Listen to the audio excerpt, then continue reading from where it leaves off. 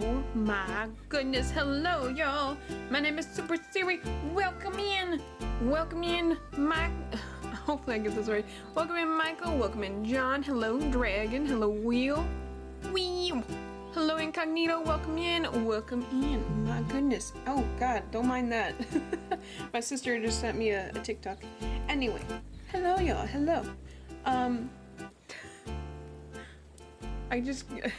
Welcome back, everybody. I know I took a break last week. I hope everyone's doing well. I hope everyone enjoyed the time off. You know, spent it wisely, going outside, enjoying nature, and drinking water, drinking wet. I know I did. Okay. Enjoyed yourselves, hopefully.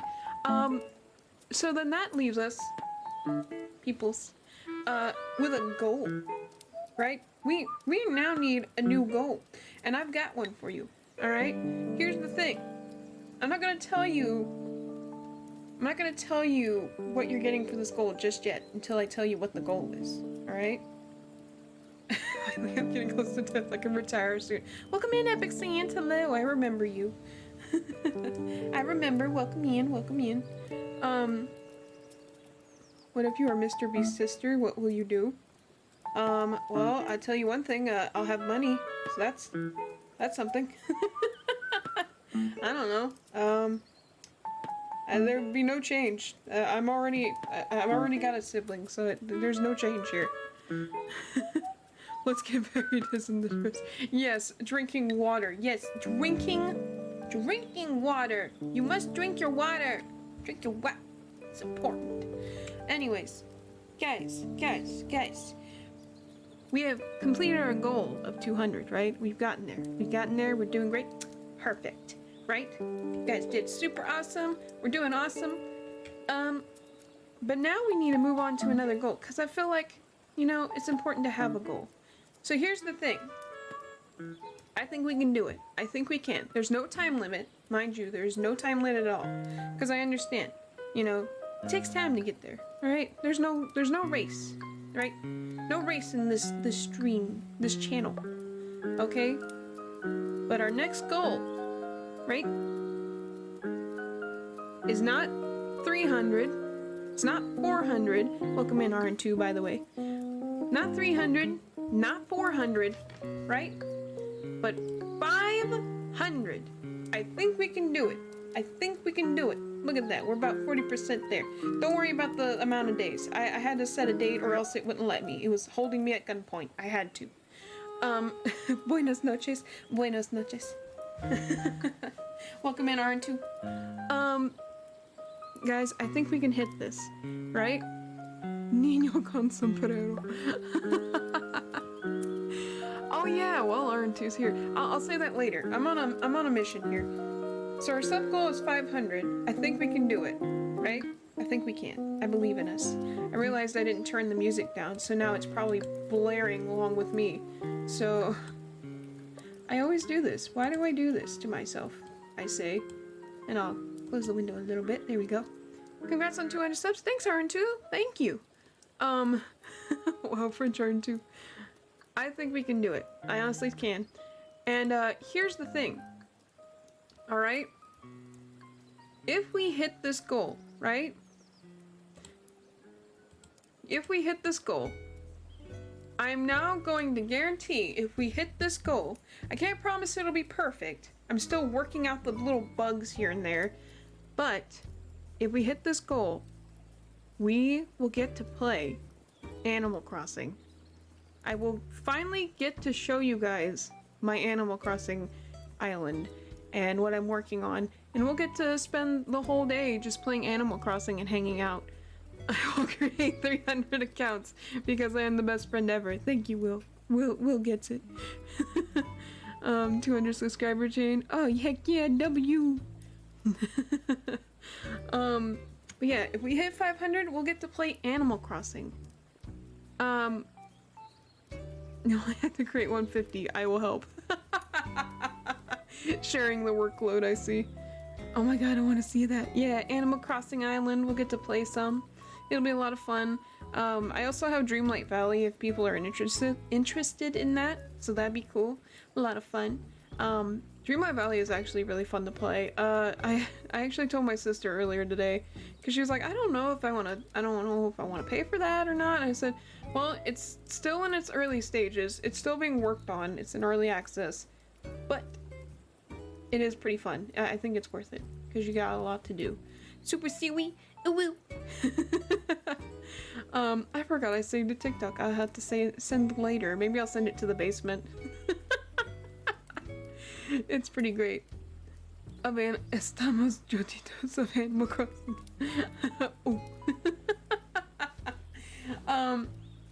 Yeah, but I love Animal Crossing, so I would love to play it for you guys. But I'm not playing it until we hit 500. Until then, I'm gonna try and work out the bugs and little kinks here and there. I did get a video game capture card finally. It's kind of an off-brand little like $30 video capture card I found. I was like, ah, sick. This is actually a lot cheaper than Delgado, so it'll work for now. Siri, will you ever go to Skull Cavern in Stardew? I want to watch you slay those serpents. I've never, you know what? I went in there once because I found the cavern and I was like, wait, is this that Skull Cavern place? And I was like, let me try it because I've never been in there and I hadn't reached the bottom yet. And I almost died. So probably I'd have to get strong enough for it. I'd have to get really strong for it. More like, my strengths are more into farming and stuff than mining, but I can absolutely try. I could try my darndest, because I figured it out at some point and now I'm into it. Do you know the way? Yes, I know the way. Rat in Spanish is rata. Why do I believe that? Spread the word! Yes! 500 and we get to play Animal Crossing! Heck yeah. I died 5 times when I bought the 25k sword. I didn't die. Of course. Because you bought a heckin' good sword right there. True. I'm so excited. I can't wait. I have a feeling we're gonna definitely hit that 500 for sure.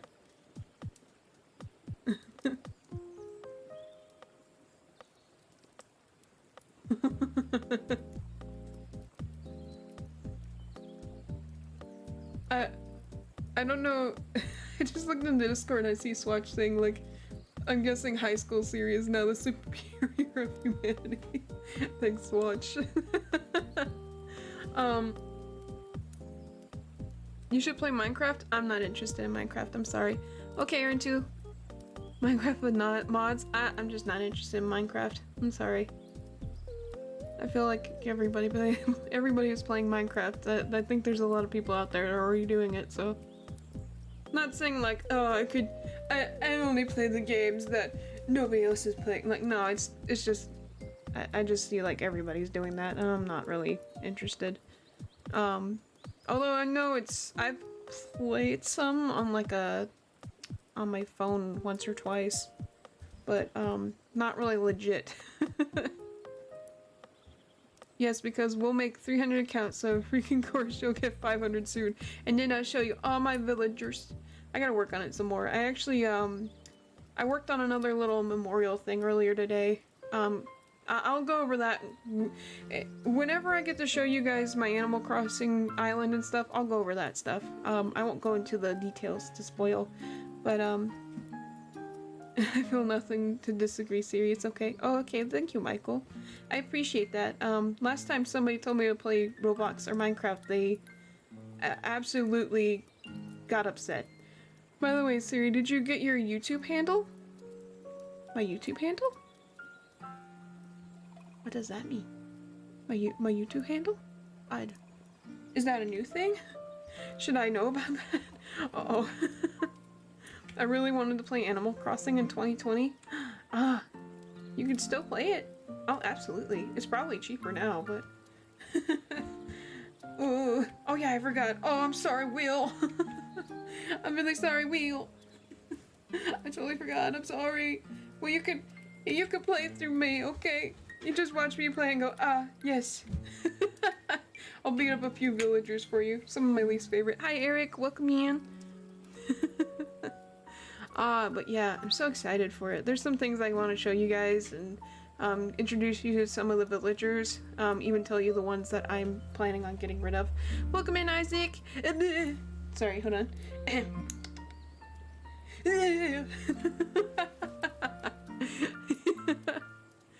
It's like the Twitter @name thing. Is that? Oh, maybe I'll have to set that up. I would love that though, because right now I think my username on here is like Sutek Rose, and that's extremely old. I'm an object show called 8th, and I got lines to do. Oh. Well, good luck, Eric. I think that's what I understand. Good luck, good luck. My dad died years ago before I was born. Oof. Wait, then how were you born? What? I'm joking, Michael. Don't take me seriously. I'm sorry to hear that, though.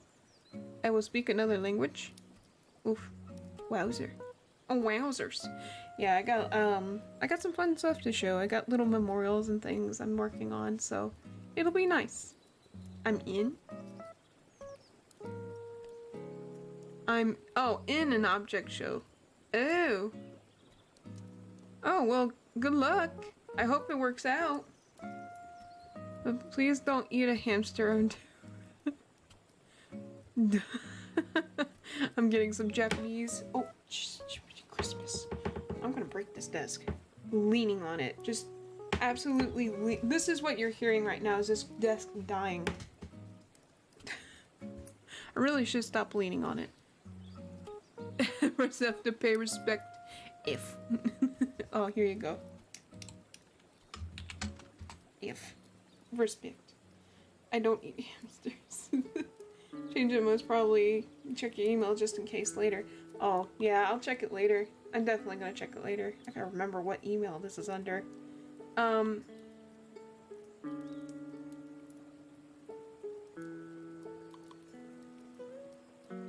Desk 90, negative 90 HP. Poor desk. Pow. Takes the hit. Oh yeah, while R2's here, so you wouldn't believe what I got today. I finally caved in, and I bought Persona 5 Royal for the Switch, so I'm definitely going to try that sometime tonight after the stream, so that'll be great. I'm very excited for it. I actually, while I'm on that subject, I went out to the mall today with my sister. It was a lot of fun. That's why I'm coming in a little later than I normally would. I wanted to spend time with my sister. I hadn't seen her in a while. Hey Siri, would you accept the most delicious hot dog ever? Depends. It's very sus. I'm very sus. Nope, Siri, stop. Siri's trying to talk to me. Let's go. She did it. Oh yeah. Yeah, I got Persona. One of us. I haven't even played it yet. Did you get boba at the mall? Yeah, I did, actually. I forgot to take a picture of it again, but I did. It was super good. I got my usual. I will speak to future you. Just a little layer on. It's like, oh hey, future Siri. I'm from the past. How far back in the past, Isaac? How far back are you from? Can you tell Siri in the past to, drink more water, please? Thanks. I'm feeling hydrated already. Is that how that works? No, I wanted you to send me a pic. I'm sorry. I'm sorry. I was like, yes, boba. You know I don't get it very often. It's rare. I got boba too today. Ooh, nice. Is this your 3rd cup or your 5th cup? I hope you enjoy it. I hope so too. As I was walking out the store, the guy that rung me up was like, "Enjoy! I've heard it's really good." And it's like, "Oh, thanks." I'm from 2000 BC when Island the Blue Dolphin Girl lived. Well, Siri's not in that timeline. Siri, I can't believe you beat every Persona game ever, Siri. Yeah, yep, I totally did that. Yep. Actually, Isaac, you're talking to future Siri because the stream is always a little bit delayed. Just slightly delayed, you know, a little bit.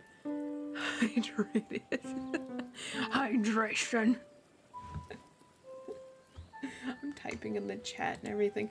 Hydration. Hold on, I gotta set up my thing again. Hydration. Water. Wow. Bro, I can't do my voice lines because my brother won't get out of my room. Then tell him to get out. That guy knows respect. Press W to congrats her. WW. Siri the time traveler. She lived by herself for 18 years. Yeah, that ain't true. Still don't get what Persona is, but congrats. I don't know yet.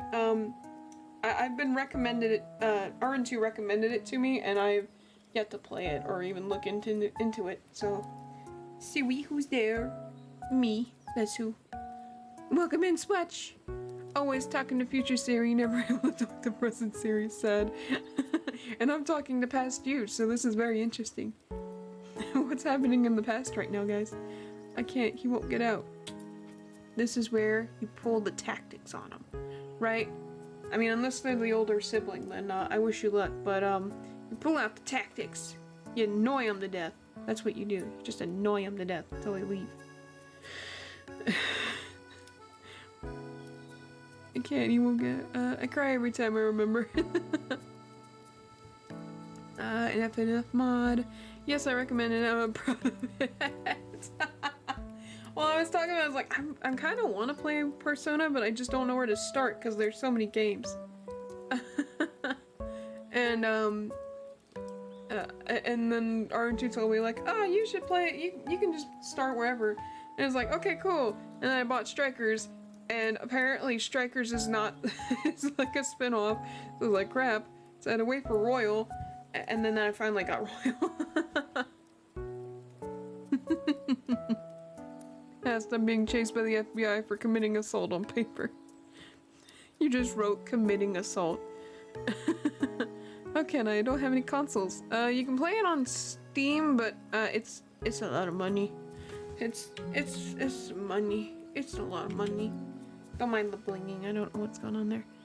Oh yeah, CG. Okay. What show you in? I'm a big fan. Do the lines as loudly as you can, and then do the normal lines. Or money. Hold up, I said Royal first, Lamel. I thought you just said any of them. I just said, oh, well then what about this one? It's like, oh yeah, and it's like, oh. Okay. I got it on the Switch.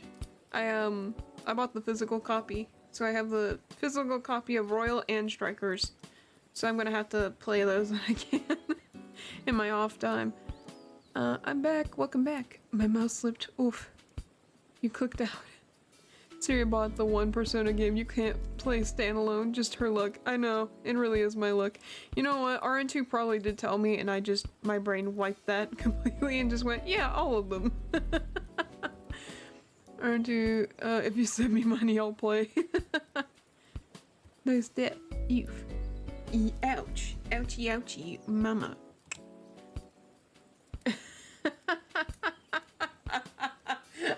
See the chat, John says, 500 subs equals Animal Crossing.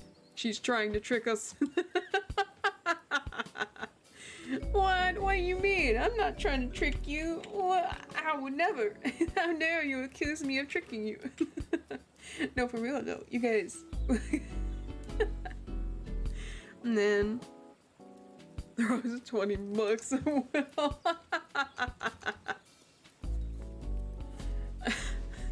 You guys are something else. I just noticed my chat's not working over here. What is up with that? Why is it not working? Oh no, why is chat not working? I gotta unlock it. There we go. Uh-oh, my chat is not working. I just realized that. I'm sorry, y'all. I don't know why that's not working again. Oh, what the heck? Well, alright then. How arugula. Maybe it's because I was moving stuff around and it didn't like that. It's kind of finicky about it. It's a little finicky. Just a little bit.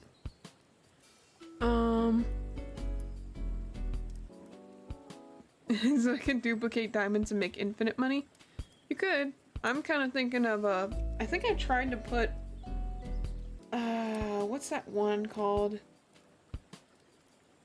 There's like this one gem that's like, or this like one ore that's really hard to get. Iridium. That's what it is. I was trying to get iridium to duplicate and it wouldn't take it. I was like, gosh darn it. Says their mean teacher. Oh no. Well, you know, until 500. Listen, that's just a number. Don't worry about that. Real quick, my brother finally left to use the bathroom. Gotta use this time when I can't. Do it, Eric. Do it. Science teacher's crazy. I feel like she's drunk yet not. She's in her own world. Anyway, I'm gonna keep looking into the new system I had mentioned. That way I can teach if we. Oh yes, absolutely. Please. Let me know how that goes. They all are Isaac. Capitalism. The binding of Isaac. Okay, well, I think is it the prismatic shard? I think you can duplicate that one, but I don't know if that's worth more money. Susano. I hope this game where High School Siri is becoming the ruler of human government. Well, well, no, Ace Attorney is literally a lawyer game. It's solving murders and defending the people that are getting, what's it called? That are, being wrongly accused. Let's get into it. We've been sitting here for like 25 minutes. Let's just get into it. Why not? Here it is. Ba-bling! Here it comes, y'all. Here it comes.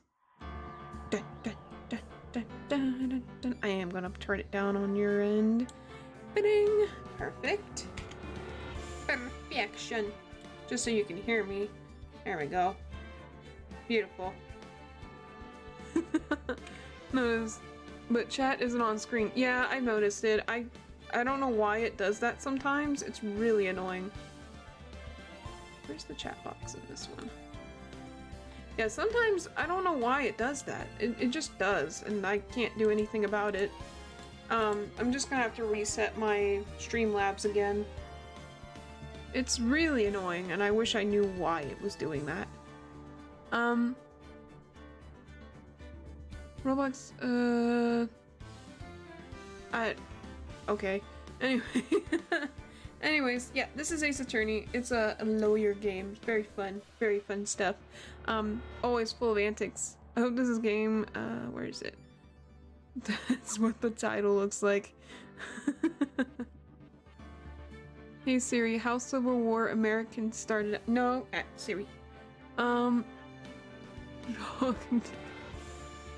A? More Siri lawyer time. Heck yeah! Siri lawyer time! Alright. Let's do this. Oh my god, it's been so long.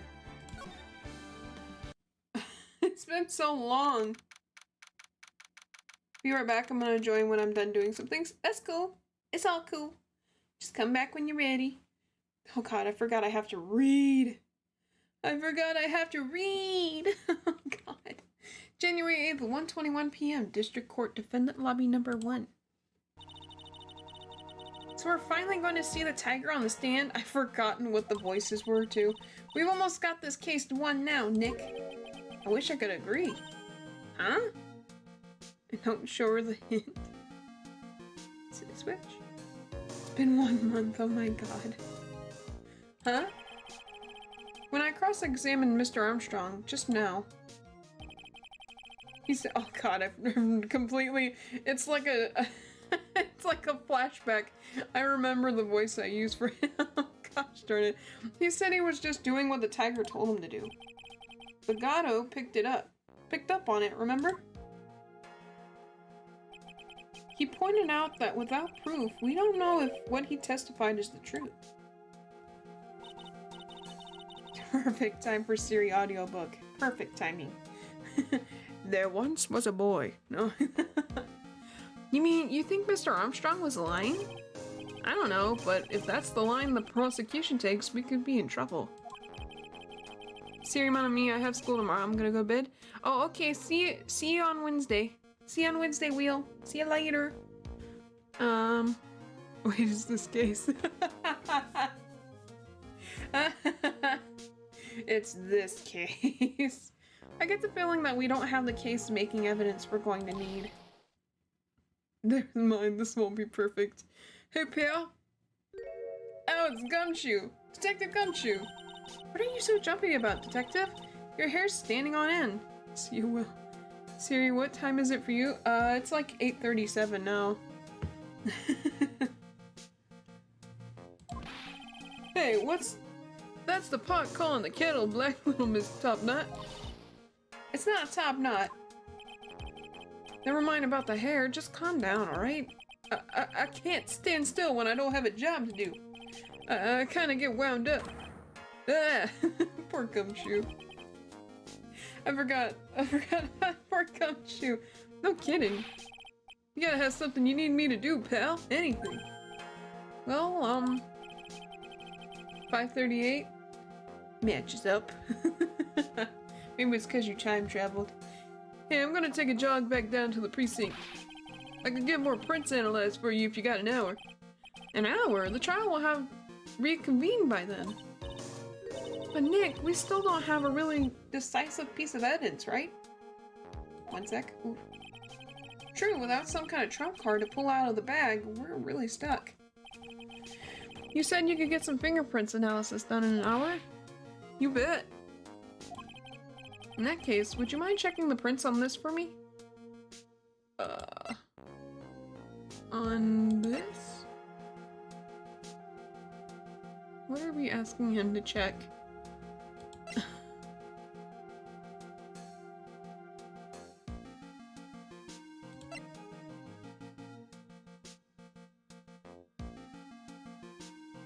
Maybe this one?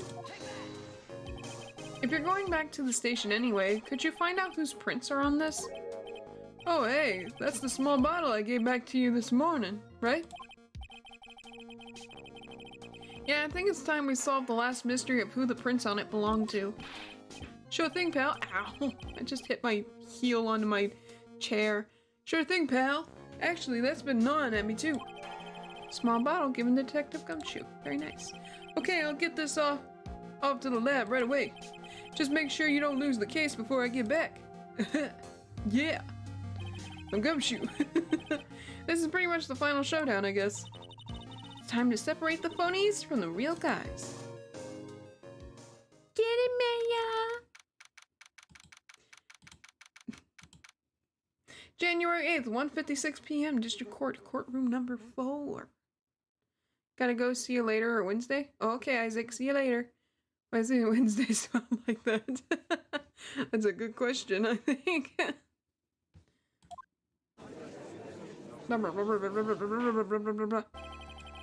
Oh my god, we've returned 30 parts of this. Oh man. Court will now reconvene. Has been 50 years. Mr. Gatto, did you find this Furio Tigre? I even tamed him for you. It was a 3-cup job, no problem. Oh god. Tamed him? The guy's name may be Furio Tigre, but come on. He's pretty lively. Like the first D and E are pointless. I guess if you wanted to say it like Wednesday. Instead just saying Wednesday. Could just spell it like W-E-N-S. That'd be Wednesday. He's pretty lively. Be careful, he still bites. He just comes in like meow. Very well, please show Mr. Tigre to the stand.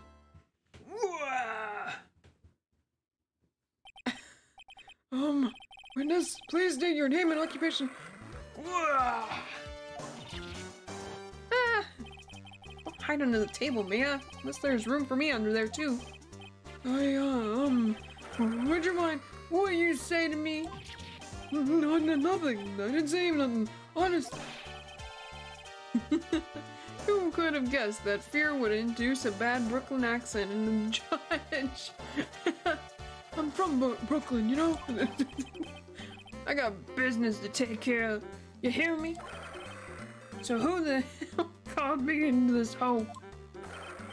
Was it you, Spiky? Yeah, no, of course not. It was the judge. Your Honor? Oh dear, I seem to have dropped my pen. Where on earth is it? Oh my me, just carry on with proceedings as normal. Okay, it's been 30 parts. Why are you the only person that comes here? First of all, from 4:30 to 6:15, 5:30 to 7:15 for you. Mondays, Wednesdays, and Fridays, I won't be able to do anything involving my phone because I just signed up for Taekwondo. Ooh, that'll be fun. I'd say that's a good time right there, Evie. It'll be good for you. That's it. We're doomed. Maybe you just didn't hear me. I said, who the hell was it that called me in here? There's no need to shout. We can all hear you. He's just over here like, stop talking. Ah, gosh darn it. Sorry about that. What'd you say? There's no point struggling. You're caught in a snare. The relentless snare of the law. Slippy sippy. Coffee. And I'm the one that hauled you in.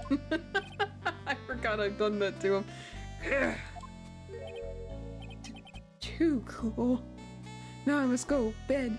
John, bed, go. No! Bed, John, bed! We'll see you later, John. Don't let him get the better of you, Nick. Let's start with the basics. You know about the incident in question, correct? Crazy how he says who the hell and yet looks like Satan. Yeah. Maybe he's just trying to keep on point. Slurp. Isn't it? I don't know nothing about no stinking incident, mask boy. You mean you didn't attend the previous trial of Maggie Bird? Also, how dare you? I had an eye surgery and now I'm stuck with this for the rest of my life. You jerk. You know what? I bet you dragon or person would probably tell me like, that's his life story. And it's like, huh, Maggie who? I've got more important things to do than watch courtroom dramas. Of course. Well, perhaps you could've... Perhaps you could give us your testimony then? Please tell us what you did on the day of the murder. Phoenix right. Me? You're the one who set this up, didn't you? You're gonna regret that day you ruffled the tiger's fur. You hear what I'm saying?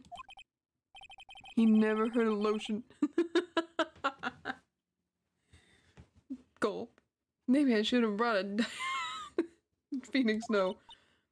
Get a grip, Nick. Says you're under the table. Siri yawn. I'm tired.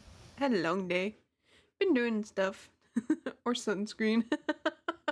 Too late. It's already too late. Do you see this right here? This right here? He's been out too long. All he needs is a cover-up. The tiger's alibi. I don't know nothing about no murder. I was tied up with business in December last year. Spent all my time in my office. I forgot what voice I used for him. I got whales lined up to borrow cash from tenders every single day. You just want to check my alibi? Just ask about a letter. I can't with this dude. I love his design so much. He's just so wild looking. Oh, at last I found my pen. Very well then, Mr. Wright. Your cross-examination, please. Ah! Oh, what is it? Please, witness, if you could refrain from shouting out like that. I know the kind of games that guy in the blue plays. That lowlife ain't no lawyer. He just punches away at stupid details till he wins. Low life? Me? Listen up, Smarty. Every time you ask me something that doesn't relate to this case, I'm gonna bill you $50,000 and you're just gonna borrow the cash from me. That's one loan contract I refuse to sign.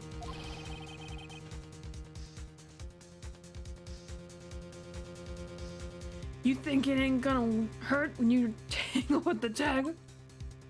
Sniffy, sniffy. Sippy, sippy.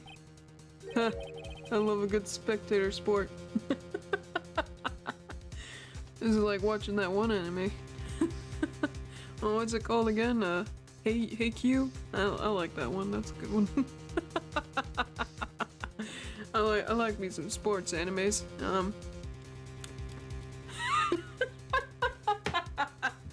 You ever seen the one about the skateboarding? Anyway, I love a good spectator sport. Just a minute, that's really not. This witnesses. How can I put it? A hungry tiger roaming the urban jungle. Very badly sunburned tiger. Get on his bad side and he'll bite everyone's heads off. Yours too. Dead chat? Nah, that's okay. Drives me crazy. Very well. I have no choice but to impose a penalty system here. You better be listening. I said I got business to take care of. Big business. If I don't split now, I ain't gonna catch my bus. The court will impose a penalty for any irrelevant pressing of witness testimony. What? Keep that in mind as you begin your cross-examination, Mr. Wright. Yes, Your Honor. You can do it, Nick. Come out from under there already, would you, Mia? So I'm gonna get penalized for pressing too much? Oh.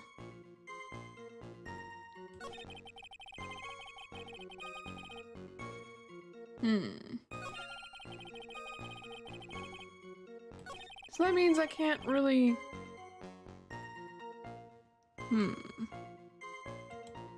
Oh no. What am I going to do here?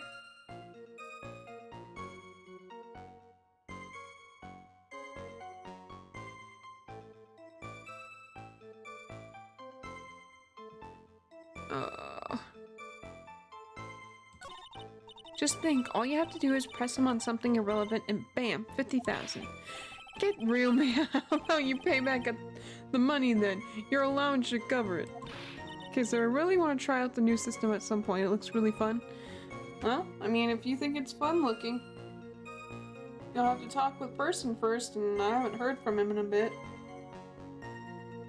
Hey, I'm no idiot, you know?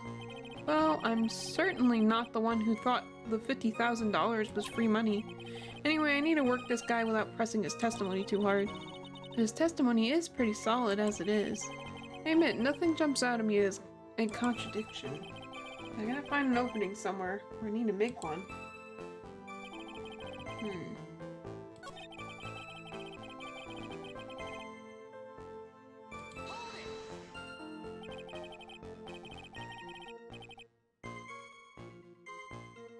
Are you sure about that? We're talking about 1 month ago, you know.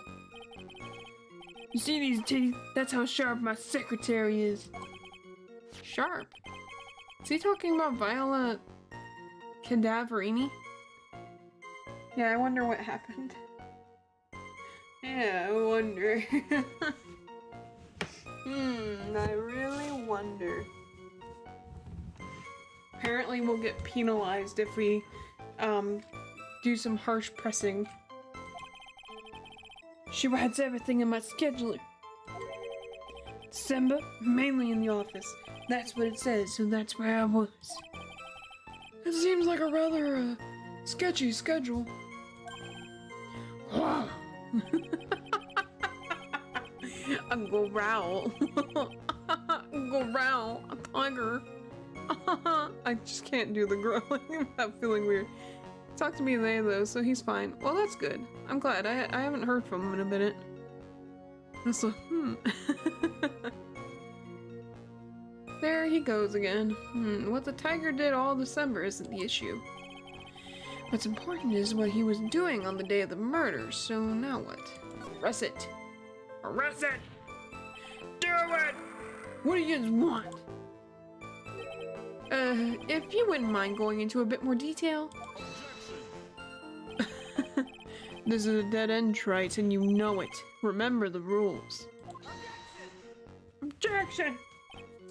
No, it's essential that we establish the witness's alibi accurately. Is the audio on the sound effects? There we go. I was wondering. There's vibration on. I agree! The victim was killed on December 3rd. Were you in the office that day too? Maybe you ain't listening. Of course I was. I never set foot outside. I had meetings all day with a bunch of cats wanting to do business with me. I ain't never seen that young kid before. I do believe the witness's last statement was important. Mr. Cotto, if you could please. Mr. Tigre, the court asks you to add that last statement to your testimony. Don't let an animal beat you. Be a man, Your Honor, and ask him yourself. Talking about was in the office too. I swear I saw that. Never saw that kid before. So we have something for that though, don't we? Not that. That's Sean. Meet with a tiger. Here we go, baby. Mr. Tigre. You claim you didn't know Mr. Glen Elg. But it appears that Mr. Elg knew you. What? My voice is gonna be gone by the end of this. Mr. Elg left this little note on his calendar. Meet with the tiger. And the date? December 3rd. December 3rd? That's the day of the murder. I apologize. I can't help it.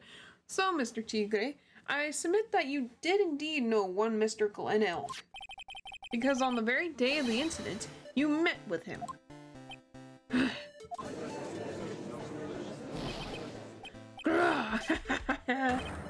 Not bad. You's actually not bad. Sorry? I was just messing with you. I see how good you are. Did you hear that, Nick? He said you were not bad. That's one compliment I can do without. Plus, he's lying through his teeth. Witness, please remember that you're under oath. Lies will not be tolerated. You will be put in the timeout corner. I don't do no timeout corner. Me no go in corner. What's this face? You call me a liar? Is that what you doing? Ruh-roh. Ruh-roh.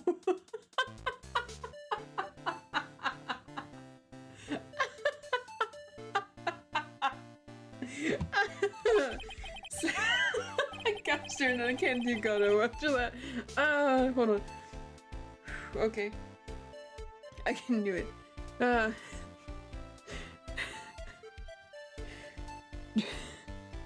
Jinx Scooby.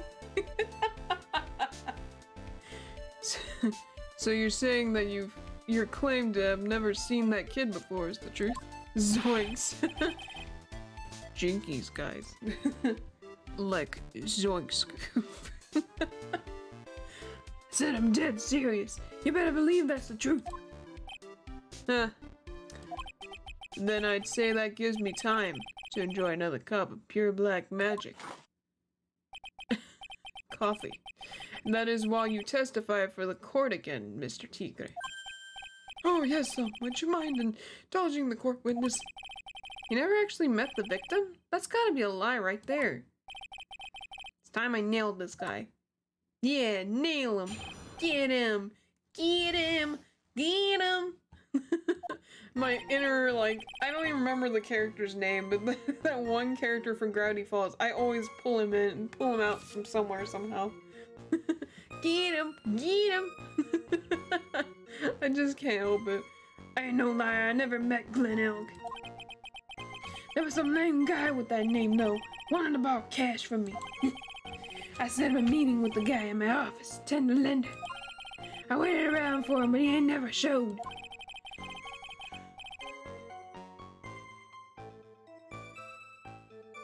I ain't never even been to that Trebian joint use here. Trebian? Trebian. I said that wrong. I see. That all seems perfectly logical. You know what? I'm gonna leave it because it would match his thing.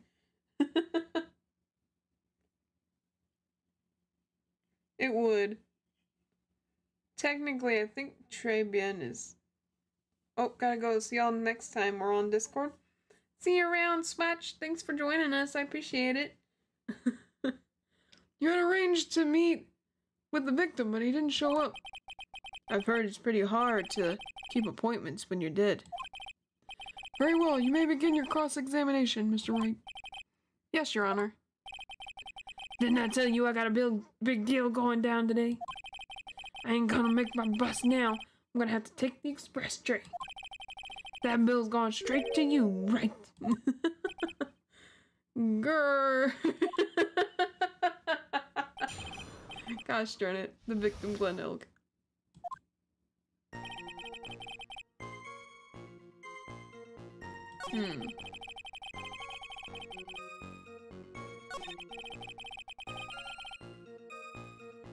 Jiminy Christmas.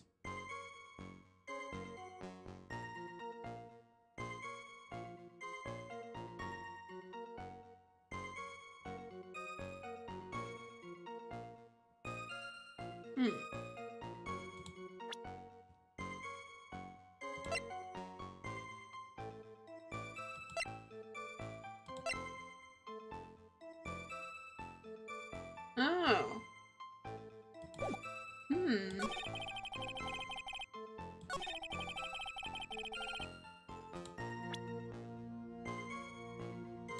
Interesting, interesting. So this one. Mr. Tigre, is there something you'd like to tell the court about these matches? Matches? What you talking about? We found them in your office at Tender Lender. They're from that restaurant. What? Have you really never been to Tres Bien before? What was that? Why does everything keep dying on me? Ow! What was a book of the restaurant's matches doing on your desk? You've been snooping around in my stuff now too, wise guy. See, we is smart? Thank you. Thank you very much. I try. Wouldn't say I'm the smartest one, but I try. What are you, my ball and chain? Ain't no broad controlling me. Order, order! Oh, witness. I think it's time you started telling us the truth. Oh, you? Wow! Chimney Christmas. Sorry, I'm terribly sorry. Forgive me. Kid, I don't go back on what I said. But okay, I was at the joint that day. What? Well, listen good, alright? I might have been there, but I still never met that kid. Sniffy, sniffy. Well. Sippy, sippy. Looks like an order just came in for another testimony. Just like Food Wars. Don't watch Food Wars. It's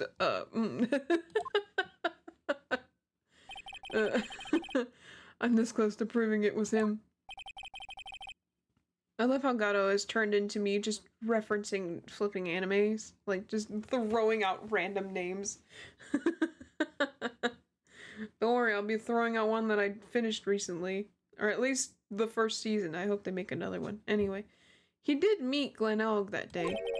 I'm gonna go quiet for a little. I need to try and get some oof bees. Oof spammer in one of the other Discord servers I'm in banned. Good luck. I hope you get him. I hope so. They deserve it. And he did put poison in his coffee. He must have. I put poison in his coffee, but you won't know.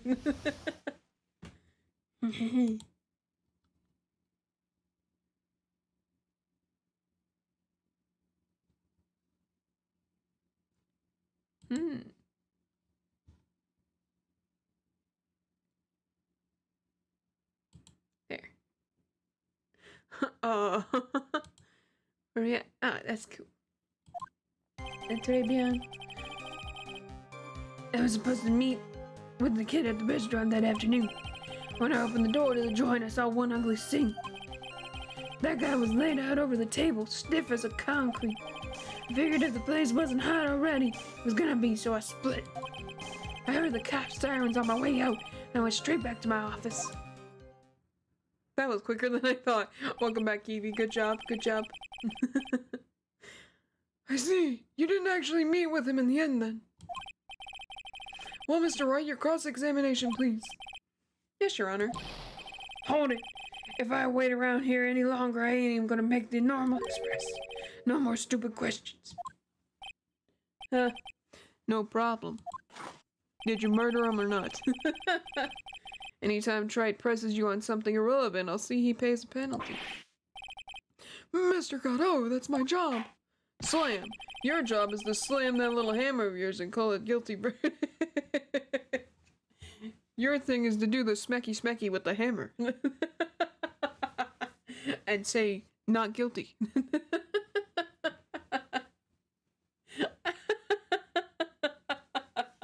I feel like Gato is so smart, he's dumb sometimes. That's what I feel. You do the little with the camera and then it'll be all good. And then I win and then I go home and drink another cup of coffee.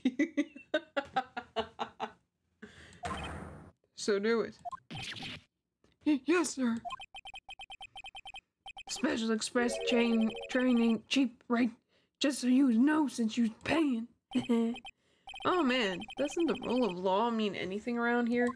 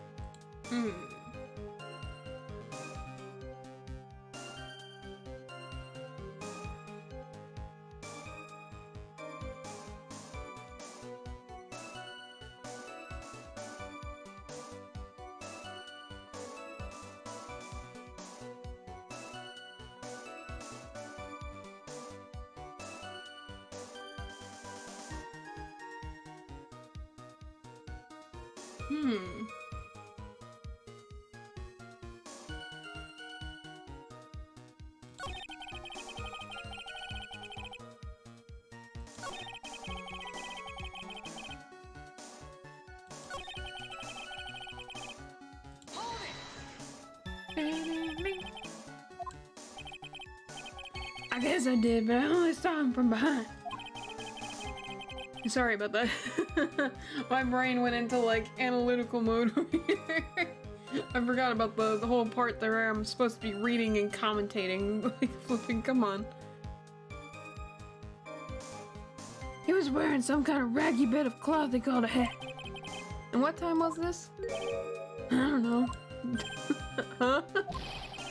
You know what winds me up more than anything else in the world? Watches, round watches. I'm gonna pollute my paws with some ticking henpecker. What? Out of interest, Mr. Tigre, what winds you up the second most? Huh? What'd you think? Square watches. And what's the third thing? Watches. Big Ben. I hate Big Ben. I don't like that it's taller than me. I once saw Big Ben, went down there, came face to face with that stupid clock, and clocked it.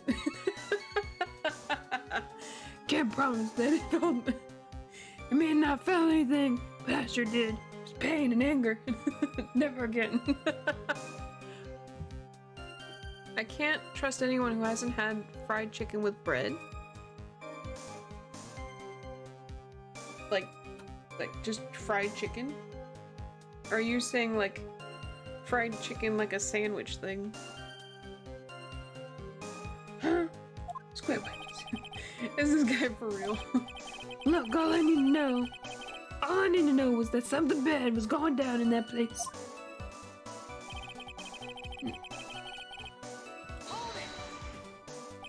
Hold it! So you didn't actually set foot inside the restaurant then? The tiger's a busy kid. I don't hang around for no one. I ain't got time to be caught up in no murder investigation.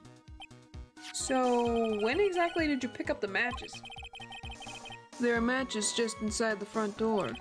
Our detective friend wound up in trouble with the chef after taking 5 books home. Poor Gumshoe. It's almost enough to make a man cry. I heard the cop sirens on the way out.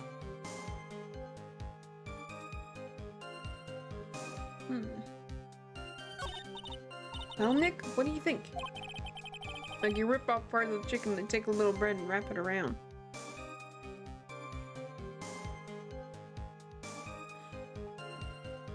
Well, I mean, I probably wouldn't do that either way, because I don't really eat a whole lot of chicken, because of texture, but sure.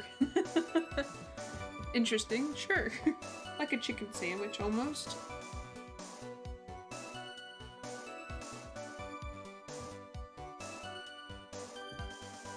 Sorry, I'm trying to get cozy again. He's running out of ways to avoid the truth. You need to press him fast before he has time to think things through. Gotta come right back at him with a contradiction. Welcome in, Dancing Cow. I don't know what I was about to say there. Welcome in, Dancing Cow. Be careful what you press him on, though, or you'll get penalized, okay? I got you. I got you.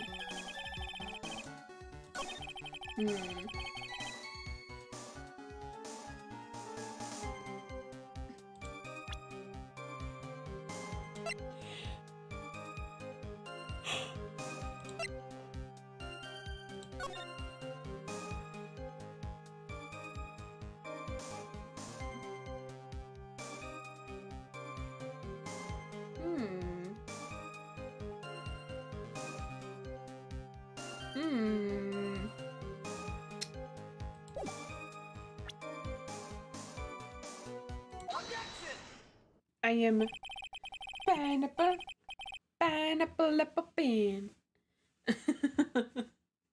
I am an apple, I am a bean, apple bean. I am a pineapple. What was it? I have an bean, I have an apple, a pineapple. I have a pineapple, I have a bean, a pineapple, apple bean. I don't know what I'm saying. Something of a loan collecting pro, aren't you, Mr. Tigre? No one escapes the tagger's clutches. Well, I'm something of a lie detecting pro. He looks like a caveman. And no one escapes the phoenix clutches. I think it's time we got something straight. What's this, Trite? A new line of irrelevant questioning? These are the floor plans of the crime scene. You say we were standing at the entrance, Mr. Tigre. From here, your field of vision would have covered an area something like this. Indeed, the witness would have had a clear view of the victim's seat. Isn't that what I just said? I saw the back of the kid's head. Unfortunately for you, that is not possible. If the court would think back, you'll remember that between each of the tables, it's a tall partition. Why, that's true. Now look at the plans again. The truth is painfully obvious. From the entrance, the field of vision of any customer walking in ends here. Oh, he is sweating. Look at his nose just... Slam! So from the entrance of Trebian, you couldn't have seen the victim's seat. Insert cash or select payment time. Use the pin pad to complete transaction. Scream this down there. I just imagine that you say all that and then you just start screaming. Just imagine doing that if the card declines. Just oh! But you didn't see the victim that day because you met with him.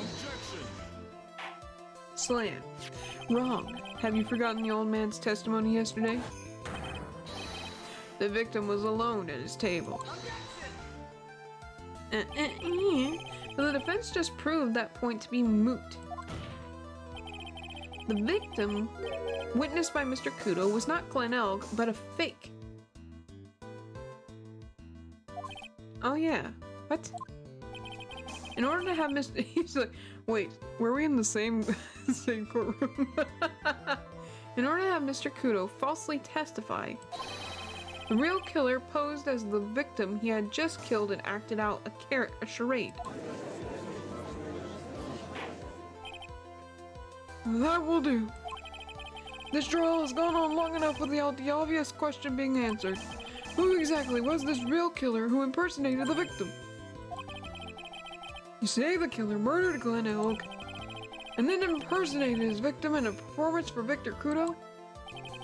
In that case, Mr. Wright revealed the identity of this criminal to the court.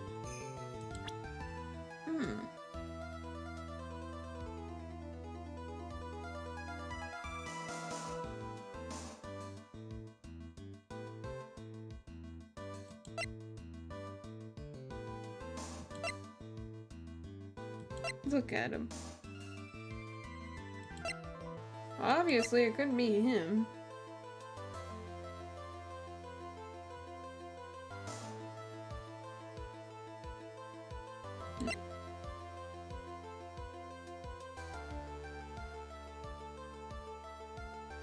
Maybe it is. American hospitals when someone dies. It's awful.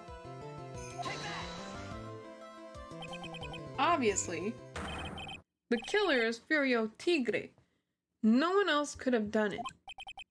What? Well, witness? Tigre is 42. I guess. He's an older... Oh yeah, it does say that, don't it? I forgot it shows that. Yeah, she's 25. He's 42. Maya, this one. Oh god. That's cute. You think you can pin this on the tagger? Maybe you don't understand. The tagger is the king of the jungle. So I dare you to say it again. Come on, you got the guts. you got the stuff. You wanna go? I fight you. And just pull out a watch. Oh no, it's my weakness, a watch. You can't threaten me, Mr. Tigre. It's the defense. Go ahead and tell the witness, Mr. Wright. You can write it. Mr. Wright. Sounds to me like it must be you, old man. You's got guts, I'll give you that.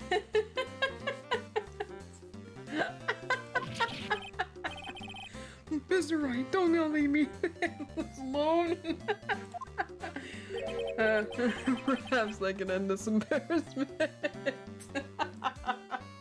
Kato's just been chilling over in the corner, just like, just sipping his coffee. He's like, you guys done over here? Like, just imagine how it was like for me having to wrangle him in here.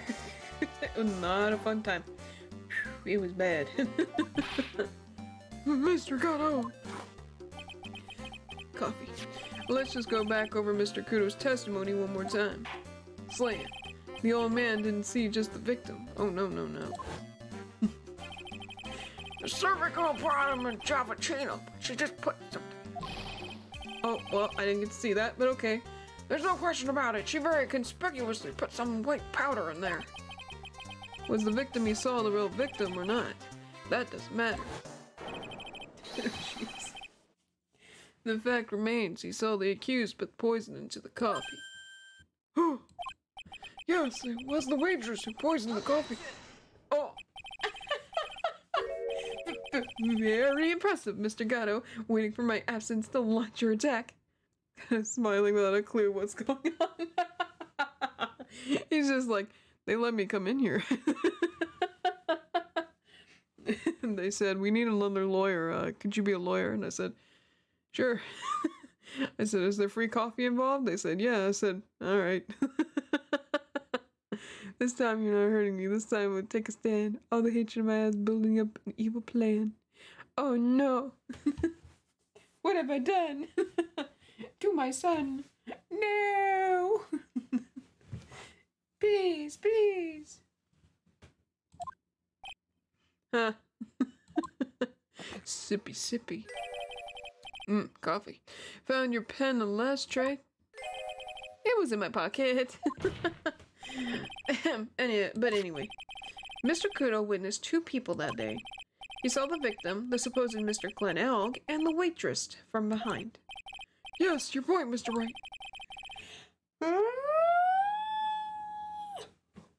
I think the conclusion is obvious. Bruh, I'm dead. If this Glen Elg was really the killer in disguise, then surely it's possible the waitress was also part of the show. Well, Copper. What? You mean the waitress was an imposter as well?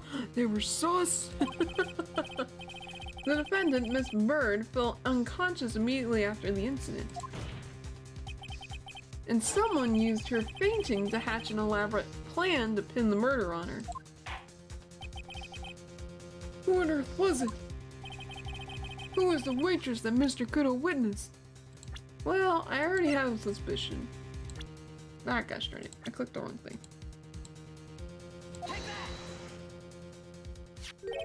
Who is this woman?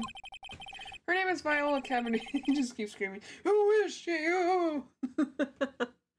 Time to drown in a puzzle like Basil. Well, I'm not saving you. Her name is Viola Cadaverini. She's an employee of the Tender Lender. It's a puddle. Questions life choices.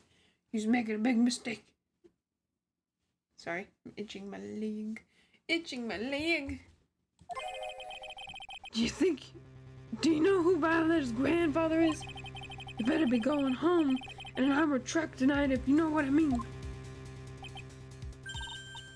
Stop shaking, Nick. Man's over here like, Nick, stop. Nick. Where was I?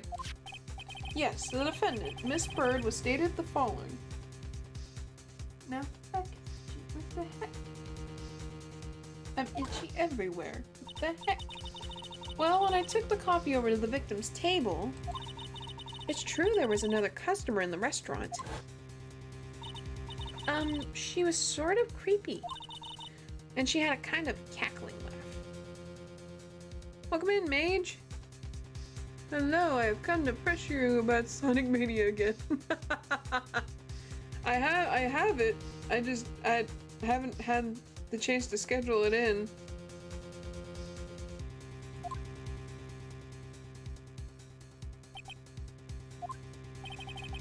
There are just too many contradictions in this case. The second man at the victim's table, who nobody but Miss Bird seems to have seen. Is that the Batman theme song? Batman, he is strong. Really cool, doing stuff. All of a sudden, the thing gets copyrighted. Be great. The earpiece worn by the victim in his left ear when the eardrum was ruptured. In the radio show he was supposedly listening to half an hour after it was over. There's only one logical explanation that clears up all these contradictions. The whole incident took place twice, once for real and once for show. And Mr. Fiorio Tigre, the only person who could have committed the crime, sorry, my back is itchy, is you. Uh-oh. Oh boy, he's gonna blow up. Witness, what have you got to say? That's cute. Sorry? Oops, why? Every time I do this. You's alright. I could do it with a guy like you around. Okay. What do you mean? Try to grab something. Okay, I'm in on this game. I'm gonna have to charter a jet to get me to my meeting now, but this guy, he just really has a meeting to go to. He's just needs to go right now, and nobody's allowing him to go. I'm gonna give you one more thing to think about before I go. Something to think about? You's got it all wrapped up nice, huh, right? But you's missed out on one really important thing. Well, that can't be. I was in the joint that day, and I met that kid too. Uh-oh. But I couldn't have poisoned him, you hear? What? Do you really expect us to believe you now, Mr. Tigray? Gato's just not even surprised at this point. What a troublemaker. You silly willy thing, you. Want new music to listen to? Look up Light Up a Ghost by Camilla. They're real good songs. Well, there you go. You heard it there first, folks.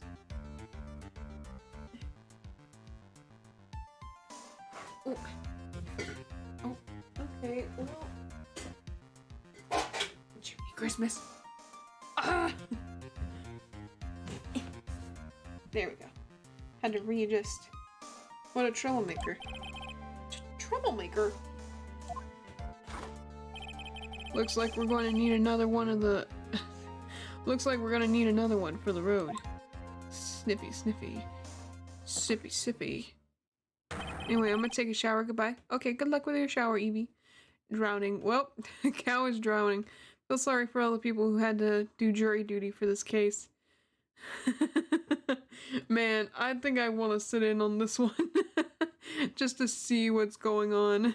Just seeing this guy absolute rage for no reason. I eated it all. Well, I guess he's not drowning anymore then. I'm not gonna repeat that, but okay. One more steaming cup. Sorry. One more steaming cup of hot testimony. Indeed. Witness, you will explain yourself to the court. I will give you one more chance to testify. What happened that day at Tres Beyond between yourself and the victim? Do you have any Christmas? Dies the victim. Yeah, loan El cash about $100,000. That day we was due to have a little check. The kid had to hit his payback date, see?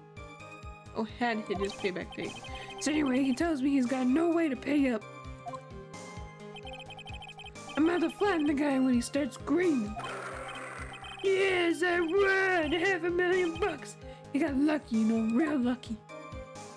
If that waitress hadn't done what she done, everything would have been over.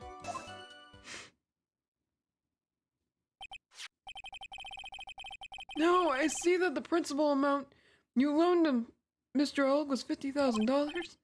Yeah, well, he's got the vig to take into account interest builds up fast, you know. That's faster than fast. $100,000 is twice his principal. That's literally double. And the repayment deadline was December 3rd, the day of the incident in question. Yeah, he was one lucky kid. He got that $500,000 just in time. So I ain't no reason to kill the kid. And if I ain't got no motive, you ain't got no case. His motive? He has to have one, but what is it? Hmm.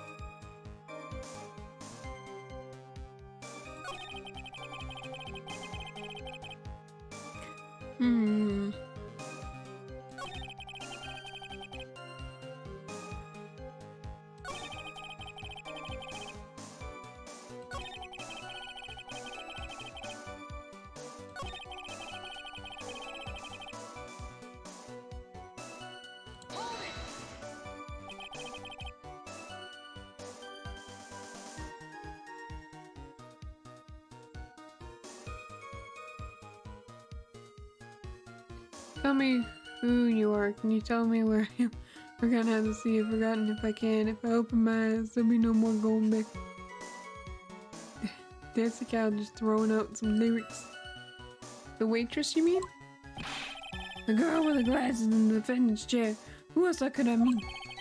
If she hadn't gotten in the way, things would have been bada bing, bada boom. Over and done with. Maybe I should push a little on this. What do you mean things would have been over and done with?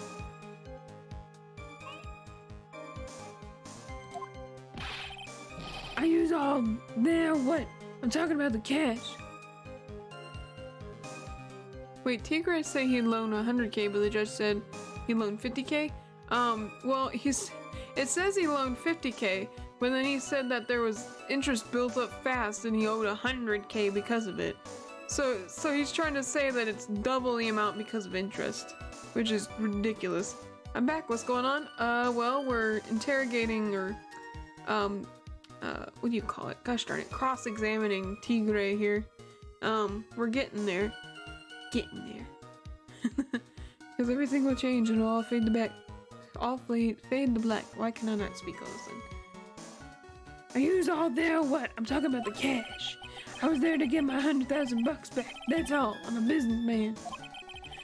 It was all coming together before the waitress got in the way. As far as I can tell from the witness's testimony.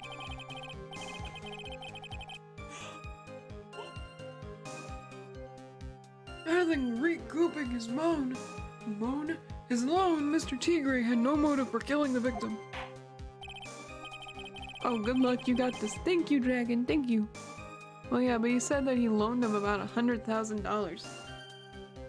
I know, it sounds ridiculous, because technically it was $50,000, and then they said because of interest that it became $100,000, which is absolutely just crazy.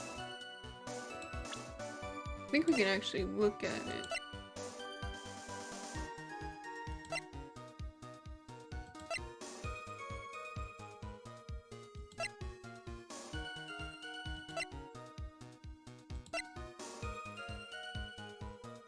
Didn't it give him a...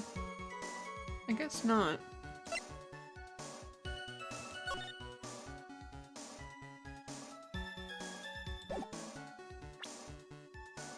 I thought there was like a bill thing here.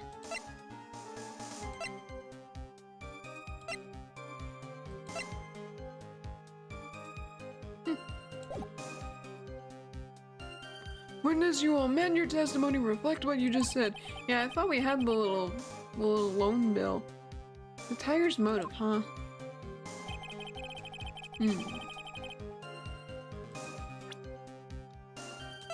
Bye.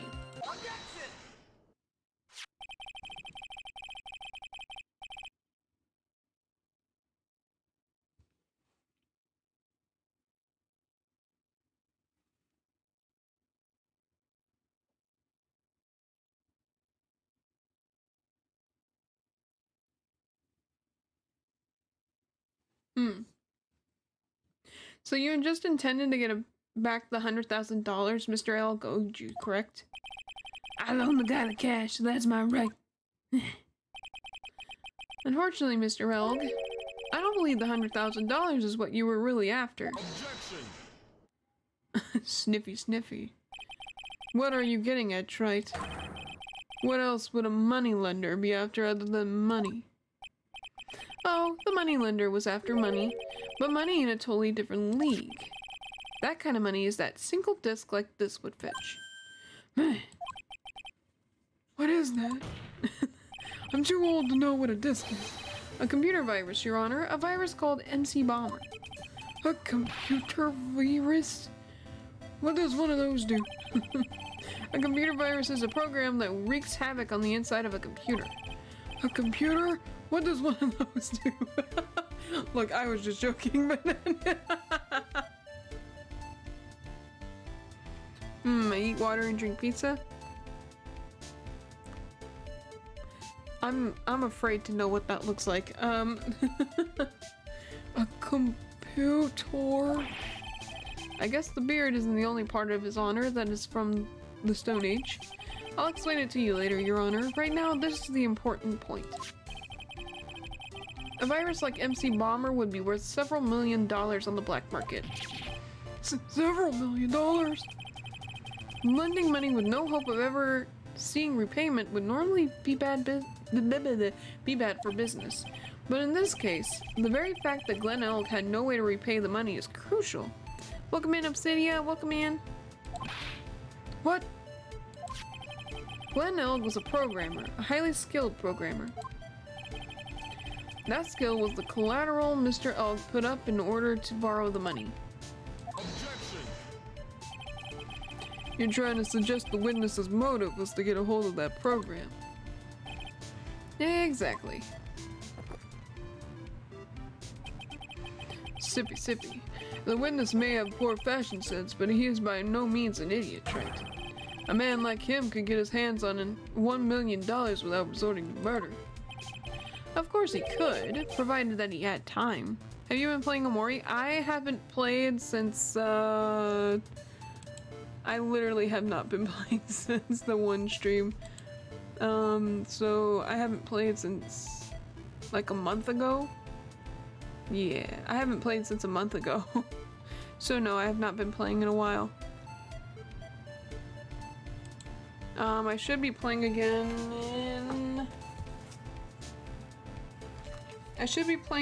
on the 26th of this month. Because I still gotta finish up Maze. Because I promised I would finish that. Of course he could, provided that he had time. But what if he had needed the money right then? When the pressure's on, the luxury of choice tends to disappear. Yes, I'm crying. Seems you have a logical conclusion for this theory, Mr. Wright. Would you care to share it with us? Why did Mr. Tigre need money to the tune of $1 million?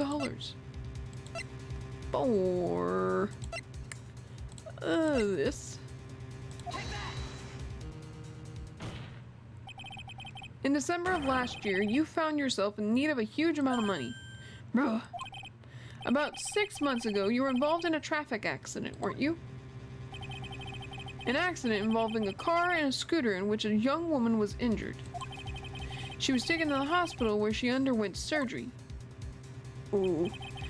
How much of this do you know? What?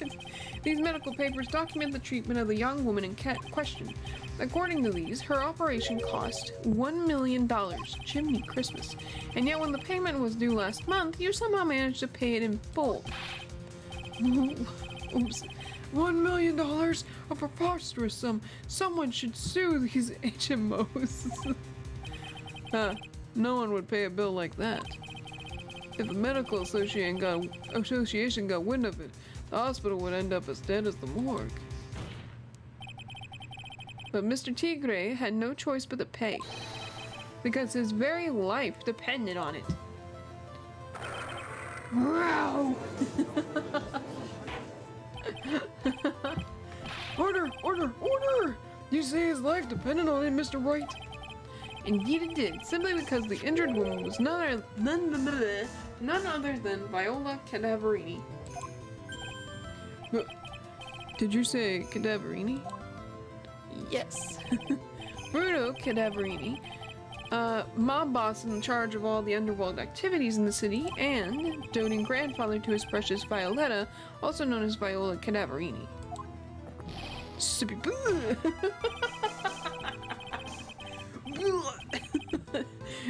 stale coffee, sorry. Your life was in danger unless you paid compensation to the boss, correct? It makes sense.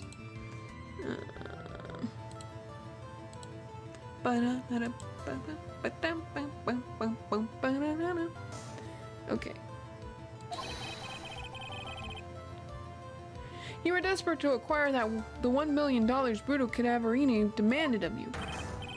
So desperate, in fact, that you decided to sacrifice Glen Elg's life to pay your debt.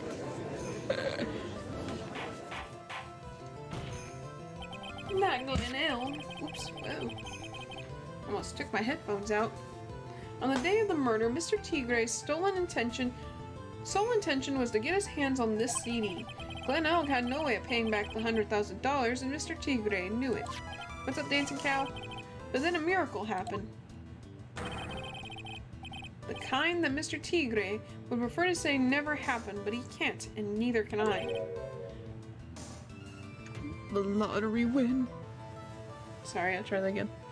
The lottery win. Exactly. At the 11th hour, Mr. Elg won $500,000 on the lottery, which left Mr. Tigre with no way of getting his hands on the all-important CD. At least, no legitimate way.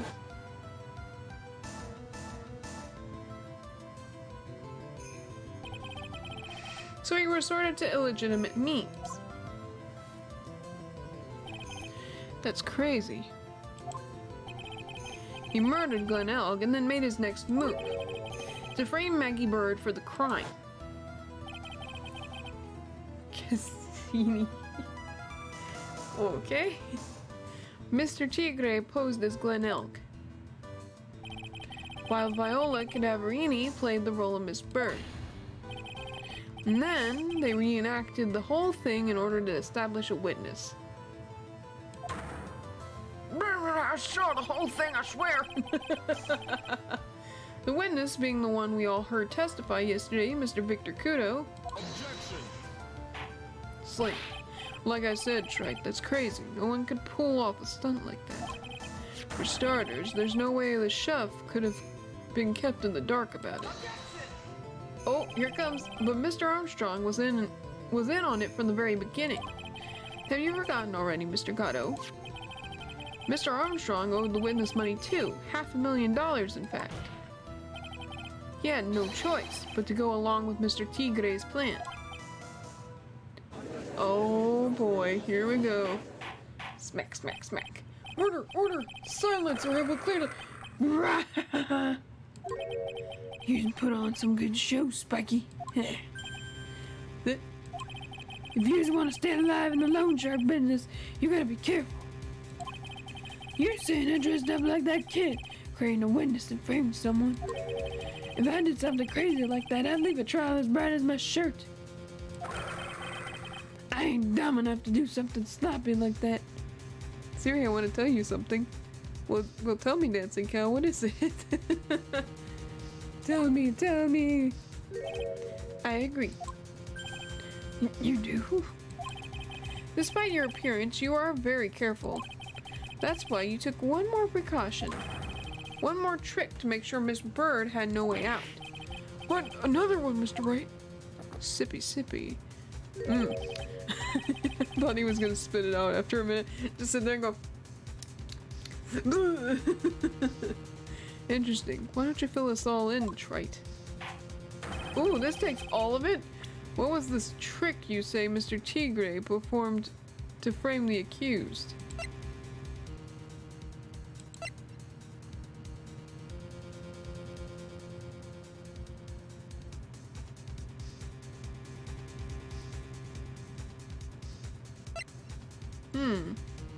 Oh, right. I eat water and drink pizza. And I spoke too much. Me, where did they can walk? Our bit got a but finishing touches on this ride. No, me, where did they even go ahead?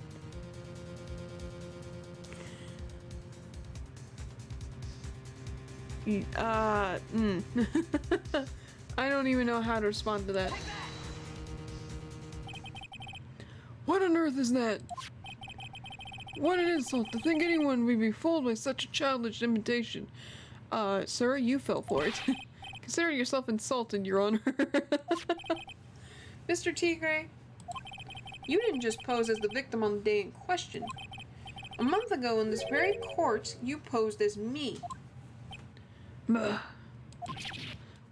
What? That's the truth. He actually did. But the witness looks nothing like you, Mr. Wright. He's thinking about it. Although, gosh darn it, did I fall for it? Now that I think about it, it was you, wasn't it? Bleh. No doubt it was you, standing in here, this very court, a mere month ago. Phoenix Wright, who put up the most this reputable, shabby defense I've ever seen.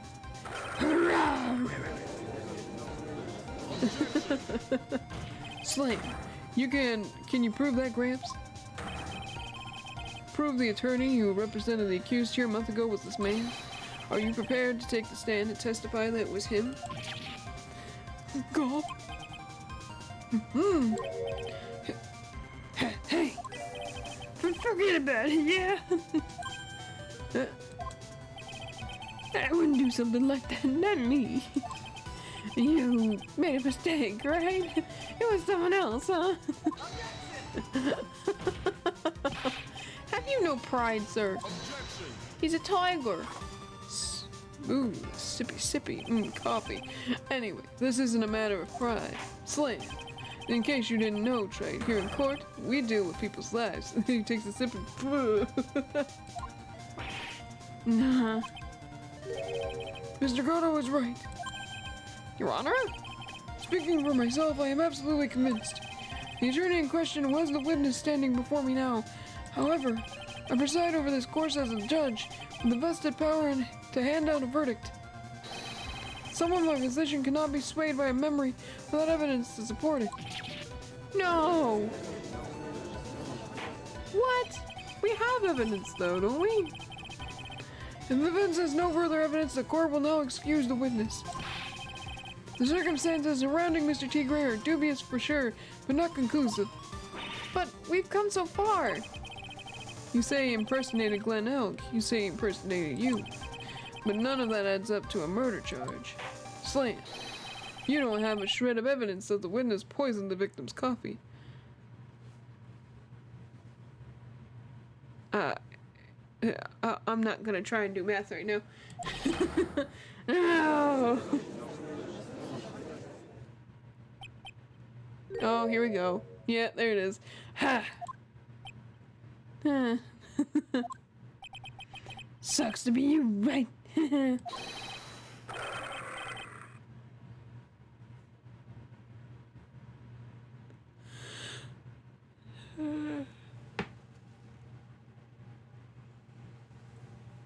Don't mess with the tiger, or you're gonna get mauled. You just got that. All he managed to do here was chase him around a bit. But I was so close to getting him to admit his own guilt. He almost got him by his toes. Sippy. Looks like I won't be needing a refill. Let's go. Come shoot. Yeah. If I just had one more piece of evidence.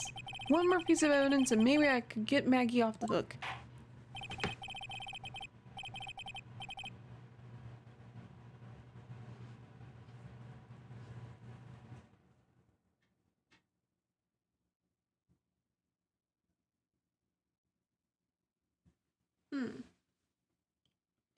This witness's cross-examination is over. You're free to go, Mr. T. Uh-oh. Here it comes. Hold it! Oh. You're on a soap. It's Gumshoe! It's Gumshoe! Ow! I love Gumshoe. Wait! Detective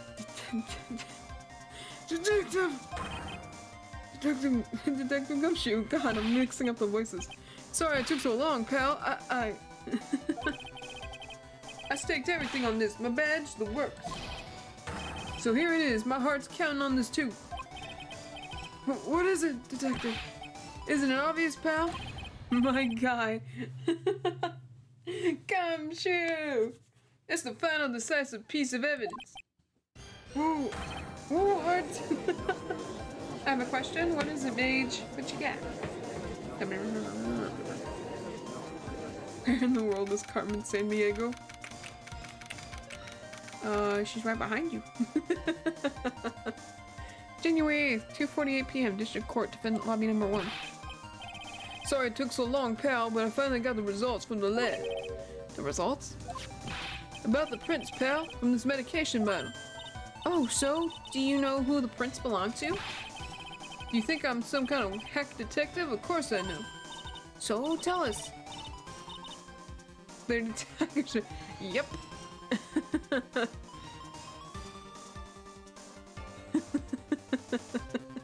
She's right there, right behind you. You're just sitting behind, like, there's just a wall behind you. It's like, no, no, no. It's like that Paper Zelda game or whatever. Ow. My leg's itchy. So tell us, they're tigers, right? I knew it. You bet. Clear as crystal all over the bottom. Interesting. The Furio Tigre's paw prints are all right. That's great. We got them now, Nick. What's wrong with you? You've hardly said a word since Detective Gumshoe got here. He's laid everything on the line for this, Nick. I know. Look, I'm sorry. This is kind of hard to say, but... Oh, here it comes. It really doesn't make any difference whose prints are on that bottle now. It does too. We can totally work with it. Huh? What? Why not? What we need to produce at this stage in the trial is irrefutable evidence that the tiger put poison in Glenelg's coffee. He's already admitted that he met the victim. The fact that his prints are on this bottle, that really doesn't make any difference now. Oh, I knew it. Right. No matter how hard I try, I'm never of any use. Hey, don't be so hard on yourself. This was our last chance to help Maggie. And I've been working on some useless piece of evidence the whole time. It's alright. I'm a real loser. It's not breaking news to me. No, Gumshoe! Detective Gumshoe? Maggie? You've been working on something for me? Sorry I let you down, Maggie. I know you didn't do it. And I'm a detective. We're supposed to be able to prove stuff like that. I'm really sorry. I'll get out of your hair right now. Detective Gumshoe, wait! He's gone. Isn't there anything we can do now, Nick? I wish there was. Gumshoe worked so hard to get that evidence. If only there was some way I could use it. Oh, I'm sure there's a way. If there's a wheel, there's a way. January 8th, 3:04 p.m. District Court, courtroom number 4. Mr. Wright! Yes, Your Honor? I granted you a recess so that you could prepare this decisive evidence you discovered. I had a dog called Maggie. Well, perfect coincidence.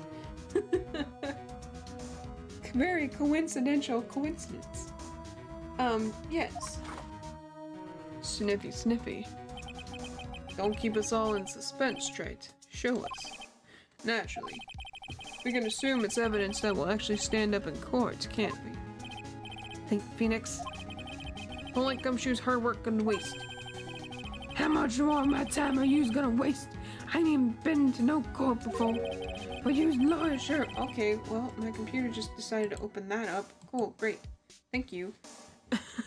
But you's lawyers sure know how to blow things out of proportion.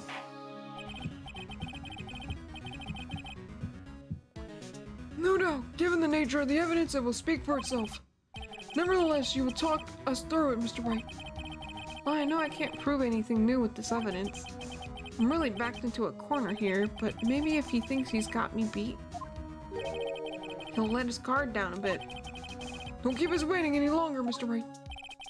Present this final decisive piece of evidence.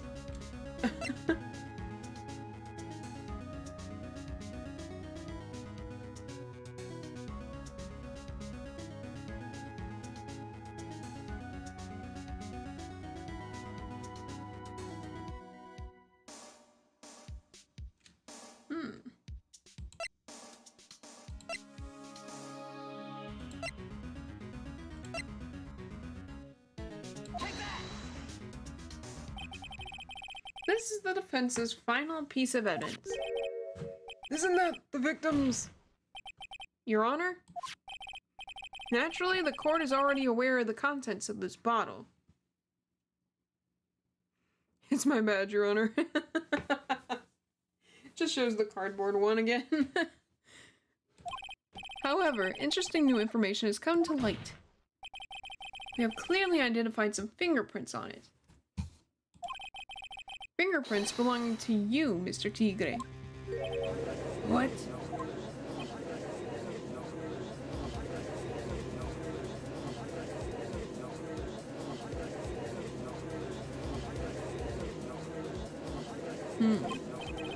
But Mr. Wright, what conclusion are you hoping to draw from this new information?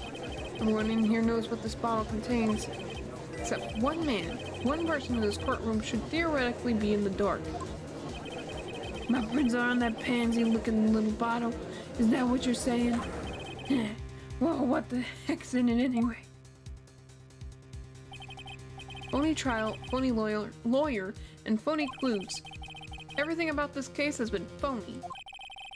Seems like the perfect excuse for some phony evidence.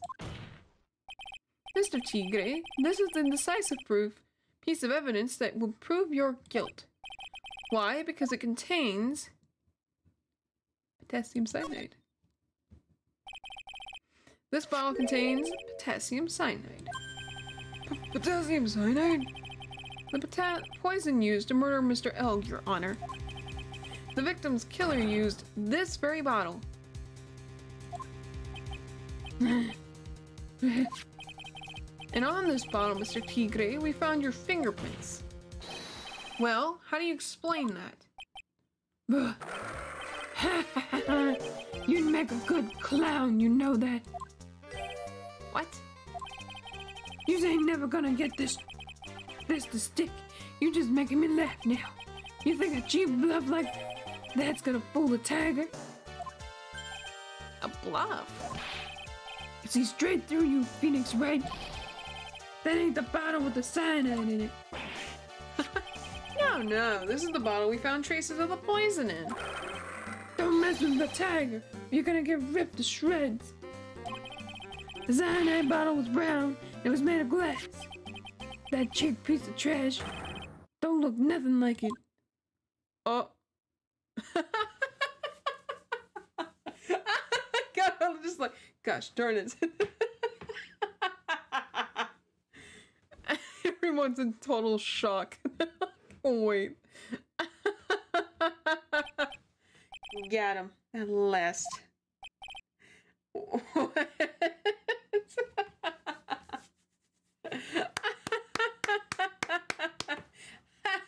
Get him.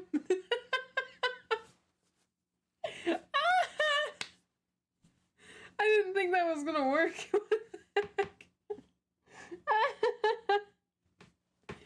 Oh my god. There's actually, I'm gonna say this before I continue on, there's actually a murder trial where I guess some guy's son was trying to say, what was it? Was trying to like, what do you call it?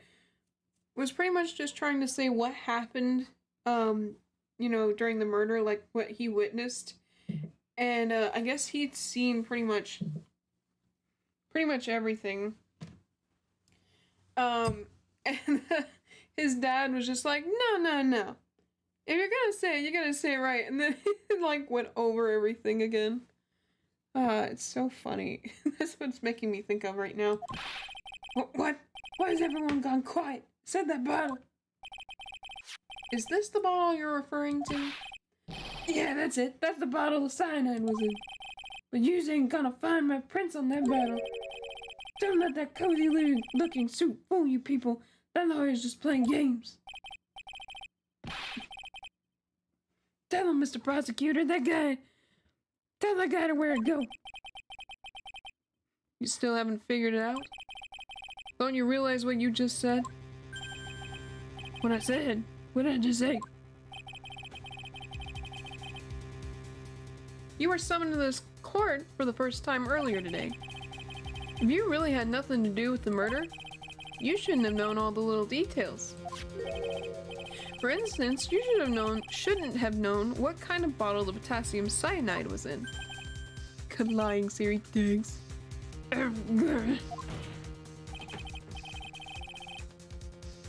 But just now, you slipped up in front of every single person in this courtroom. You described the exact bottle used by the killer to hold the poison. Welcome back, Evie. You don't know who she's messing with.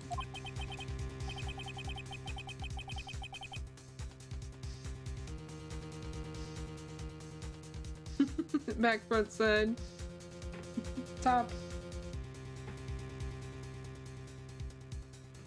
I'm the tagger, controlling millions of dollars in the black market.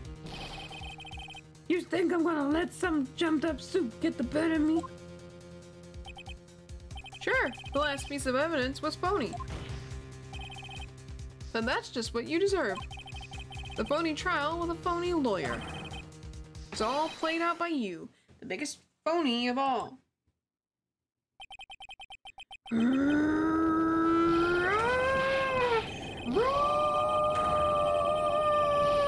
Jiminy Christmas.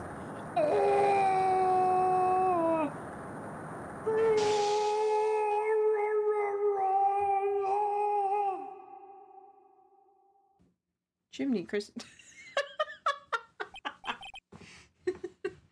What's going on? It looks like a blackout. Oh. Well done. Try. I just want it to be like a glow in the dark. It just illuminates his face.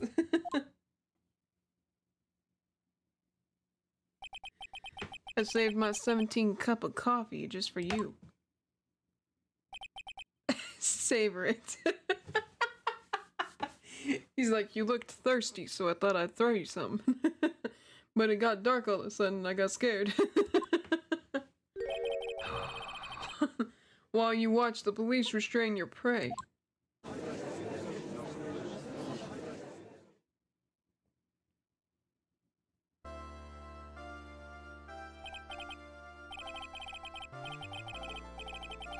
Mr. Wright, you caught a tiger by his toe, but if this one hollers, he won't be let go.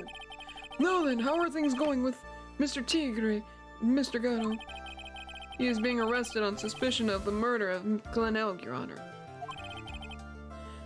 Fortunately for us, we managed to rectify a very grave error.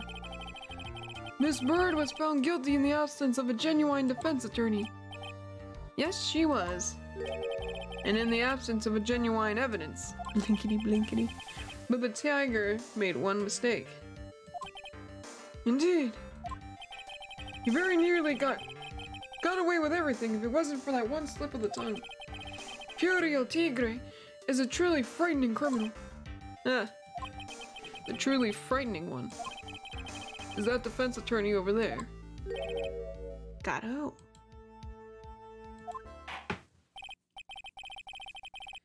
Well, I'm now in a position to deliver my verdict. This court finds the defendant, Maggie Bird, not guilty. Yeah! Woo! Yeah! Oh! That is all. This court is adjourned. Hold it! Oh, I'm joking. January 8th, 4:10 p.m. District Court, Defendant Lobby Number 1. Mr. Wright, I'm at a loss for words. Thank you, sir. Congratulations, Maggie. I'm so mad when Mr. Wright landed me in all that trouble a month ago. Woo! And now we see these, like, Bird and Gumshoe in the same space, and it's like, no, Keith. OMJ! But now I feel like I can forgive him. Hey, that wasn't me, Maggie. That was the tiger. Look, Nick, in the doorway. It's like watching a nature scene. Detective Gumshoe. Oh, guess I'll be heading off then. See you around, pal. Wait! Oh. Oh, Gumshoe. Detective Gumshoe. Oh, yeah. Congratulations, Maggie. Thanks. I knew you were innocent all along. Why didn't you say that in your testimony then? Huh? Oh, well, well, guess I'll be heading off and then see you around. Gumshoe! What up, detective? He just ran off. Maggie, why are you being so hard on him? He busted his butt for you. It's thanks to him that we got the medication bottle. That wasn't even any use. Actually, it was. But I get that there's a low chance anyone cares, but if you want to get your childhood back, Teletubbies got rebooted. Yeah, I saw that. The babies freaked me out. I couldn't. Not the Sun babies. No, the Teletubby babies. They freaked me out. I couldn't. I saw a trailer for it and was like, oh man, they brought it back. Ah, sweet. Maybe I can tell my sister back, because she was really into Teletubbies when she was like 2 or 3 years old. And, and then I saw the Teletubby babies and was like, oh no. It went wrong. It's only because Mr. Wright used it so cleverly. Detective Gumshoe was just running around in circles. Poor guy. Looks like she still isn't ready to forgive him. Can't you put in a good word for him, Nick? Yeah, Maya's right. I should help Gumshoe out. It's clear he needs it. Maggie? You know, Detective Gumshoe's been really worried about you through all this. I want to believe that, sir. But on that first day of the trial, he practically gave the judge a free pass to lock me up. He didn't have any choice, Maggie. He's a detective. He has to report the facts. Present the link. I already know. Shh. Dragon! Shh, I already know! Just shh. He has to report the facts. He doubted me, that's why. He thought I might have done it. I've got to prove to her that Gumshoe really cares about her. I know. I'll give her a little present to celebrate her freedom.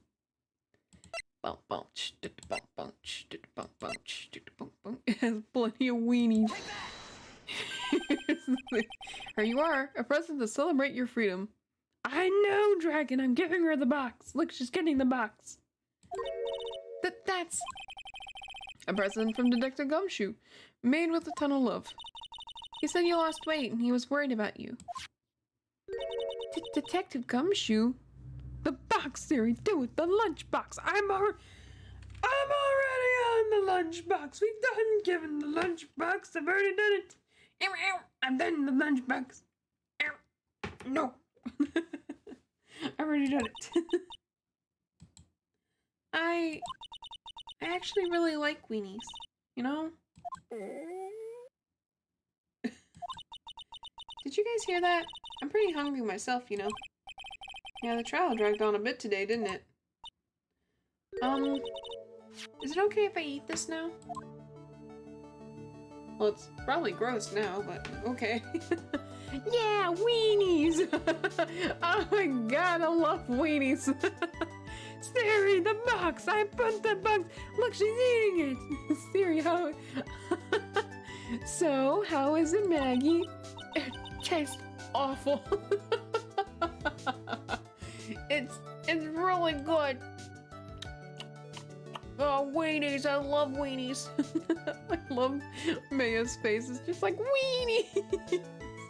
So the case of phony versus genuine. Oh, the false allegations surrounding Maggie have all been cleared up. Yeah. And who knows? Maybe a whole new chapter of her life is about to start.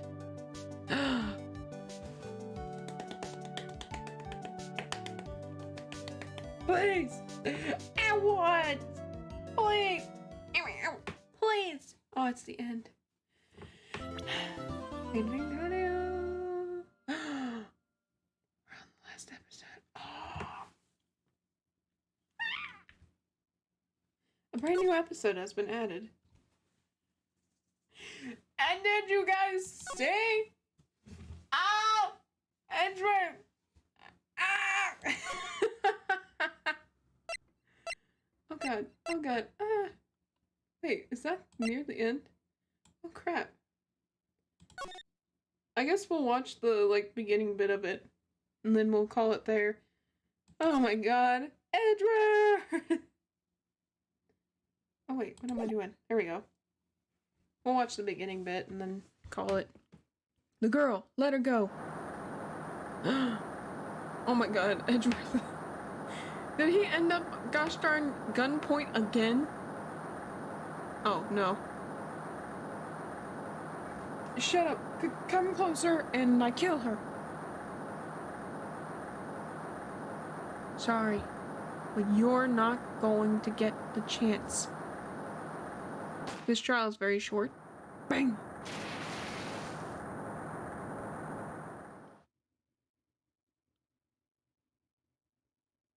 Is it short? I'm reading through the file of an old court case.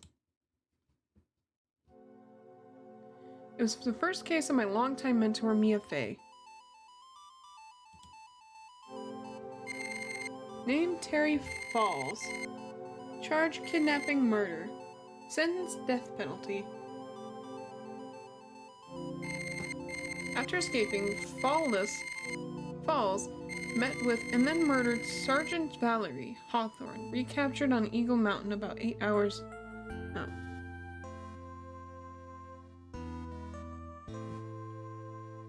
Oh wow. Okay, we'll go ahead and finish it then.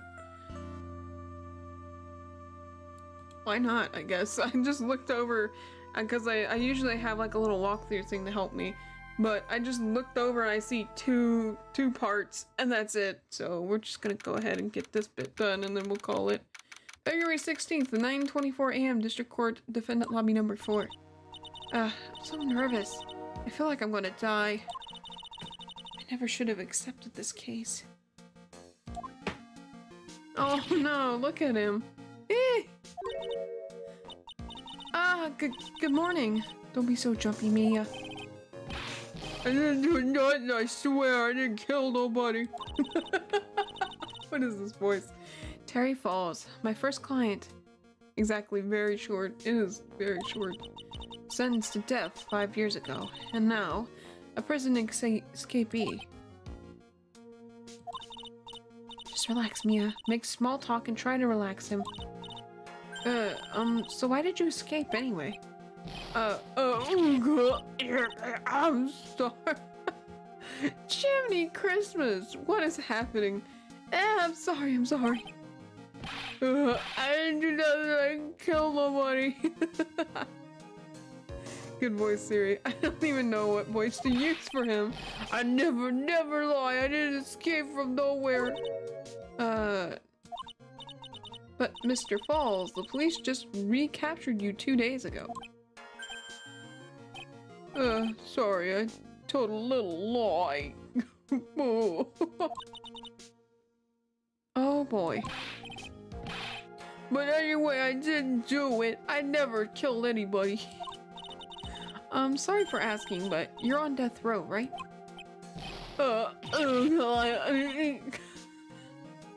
Gotta go again, the spammer is back. Oh, good luck. I'm really sorry.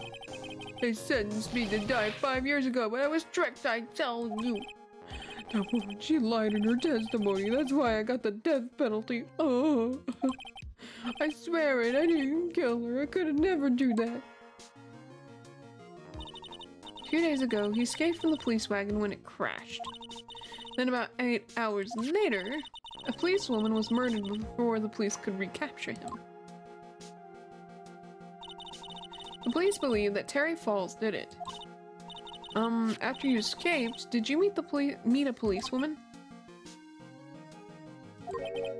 Yeah, I did. She's the reason I escaped. So that much is true. He did meet with the victim. But I didn't kill her. What is this guy? She was alive when I left. She was alive. It's true. God. I can trust him, right? I mean, I should. Huh? Oh! Is this another Godot? What? Is this Gato? I would have to assume this is Gato. The facial hair and the earrings are giving it away. You know what? I think this is Gato. I have to do the voice now. He looks very nice. I like his eyes. Oh, wow. He's very charming. Does he drink a lot of coffee too? I have to know. Anyway, you're not going to figure out the truth by just staring at the guy. It's Gato! Yo, why are you here? I came to see how our little kitten was doing all alone in the big scary... God, doing all alone in the big scary lion's den. He has the DreamWorks eyebrows. Kinda has the anime face. Very nice anime face. I thought maybe you'd like someone to play with. Where is Mr. Grossberg? That old man is probably still in bed. He is very... I can't look at him. What is this? It's time to sleep. Good night. Good night, Incognito. Have a good one. I can't look at him. I bet he's clutching an empty bottle and mumbling in his sleep. I didn't even know he had a face before the flipping face visor. What in the world? Armando. Wait, is it Gato or is it Armando? Which one is it? I'm so confused.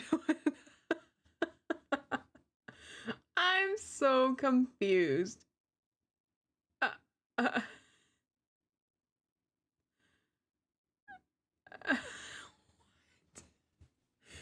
I'm sorry, what? My name is Diego Armando. What is this? I didn't say... So, Diego Armando, the finest attorney at Grossberg Law Offices, is here to see me. No. You've got it all wrong. Today you're the finest. After all, it took an amazing amount of guts to take this case. Imagine an escaped death row convict for the first client. Yeah, thanks. I sure wish I could get out of it, though. Relax, I just heard some good news. The new Naruto is coming out. I gotta watch that later. Question, why was Edgeworth on the chapter select? I don't even know, but you know what? I think I know why. You wanna know why? It's probably because he's gonna be the prosecutor. I can already see it happening. I just heard some good news. The prosecutor for today is fresh out of his diapers as well. Really? However, unlike a certain somebody who I won't mention, he's earned the reputation as a genius since beginning his law career. Genius? Well, it's about time to head in, kitten. Please don't. Sharpen those claws of yours. It's go time. If this man don't pull out a cup of coffee, I'm gonna be irate. A solitary confinement cell for the condemned must be the world's loneliest place. And that's what my client ran away from. If he is, that's bad news. Yeah, really. Every other lawyer gave up on him, but not me. Oh, look at his little pouty face. When I saw those overflowing eyes and heard that simple childlike voice, I just had the feeling that he was telling the truth. Didn't Edgeworth never lose a case before Phoenix? Yes. He should have. Finally done. Also, I'm back. Welcome back, Eric. February 16th, 10 a.m., District Court, courtroom number 4. Oh, yeah, see, here's our guy. The court is now in session for the trial. This is not the same judge. This is not the judge we know and love. What is this judge? Who is this judge? This is not judge. This isn't the judge we know. This is not the judge we know and know and love. Eric, did it go well? Oh yeah, how did the line work go? Court is now in session for the trial. God, I don't know how to read him. Of Terry Falls.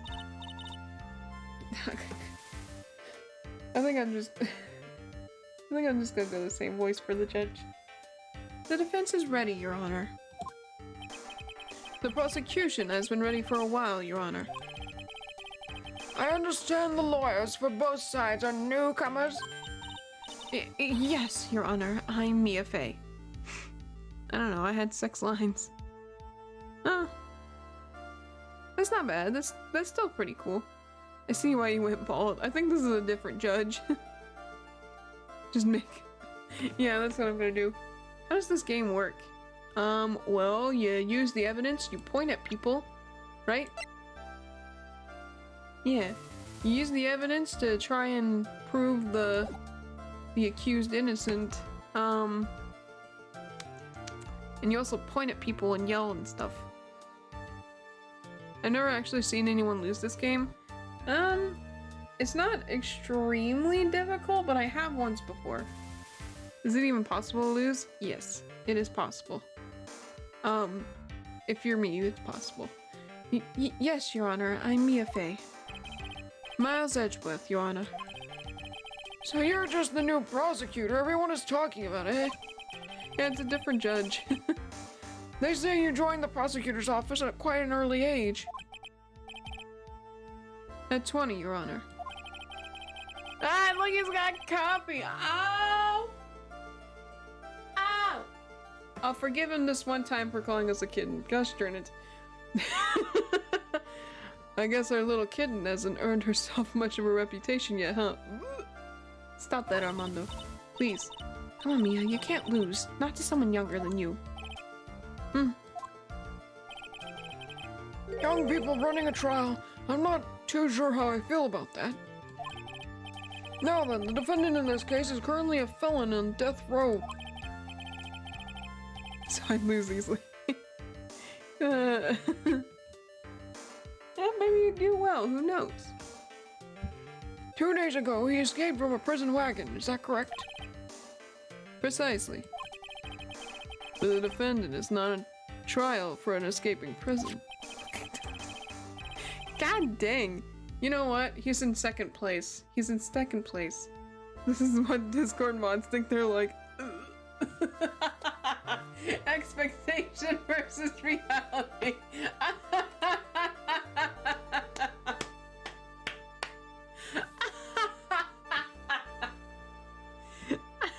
You think they sound like God, now I feel gross now saying this.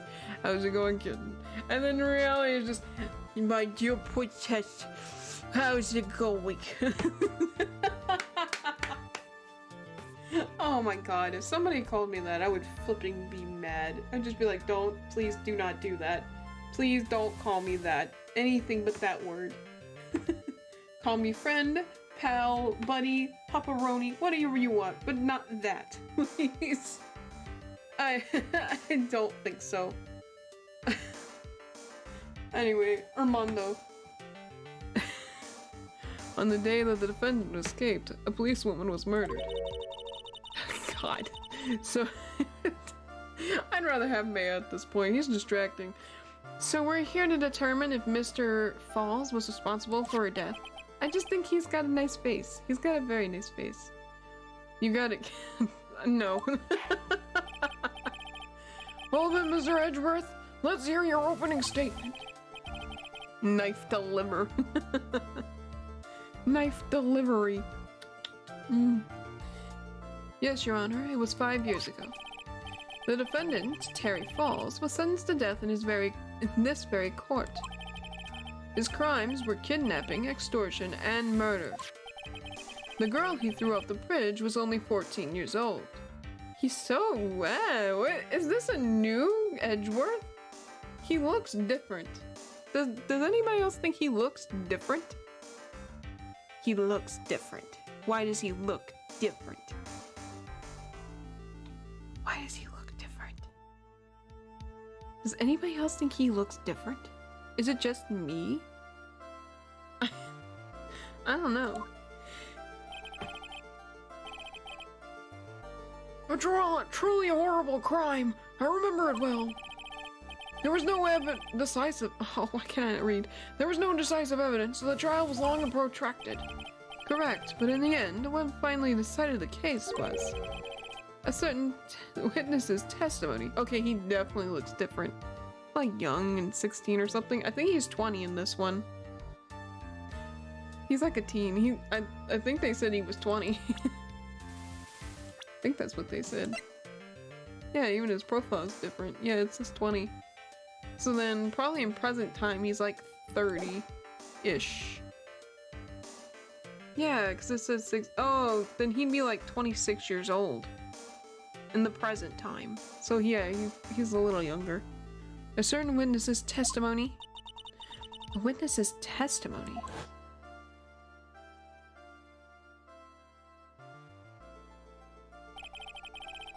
The testimony of Detective Valerie Hawthorne, the person who confirmed this criminal, or confronted this criminal. She arrested Mr. Falls at the scene and later testified against him. She said she witnessed Mr. Falls throw his young victim into the river.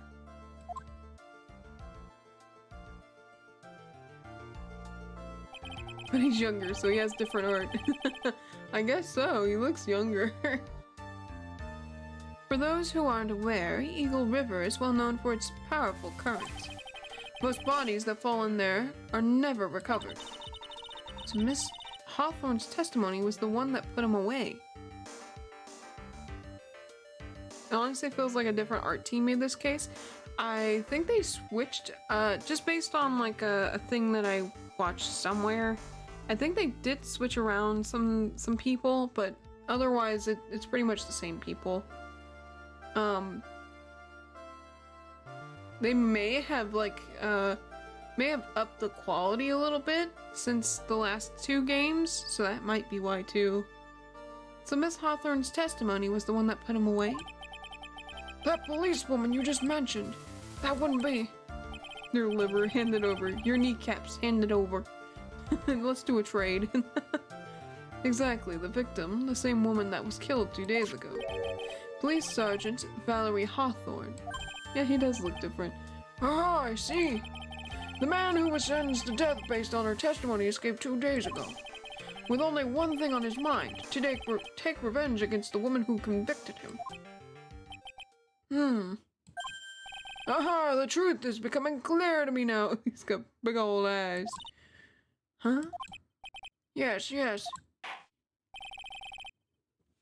It's quite obvious that the defendant is guilty.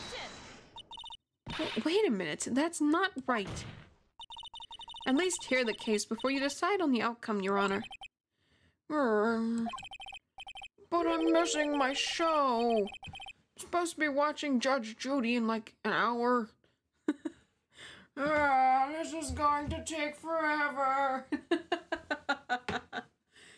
Watch yourself, Miss Faye. I'm not sure I care for your word choice or your tone of voice. Nah. What's with the wink? What the freak? Young people these days simply don't know how to respect their elders. You're even younger than me, you hypocrite. I mean, technically he's respecting his elders, so. Now then, Mr. Edgeworth, please call your first witness.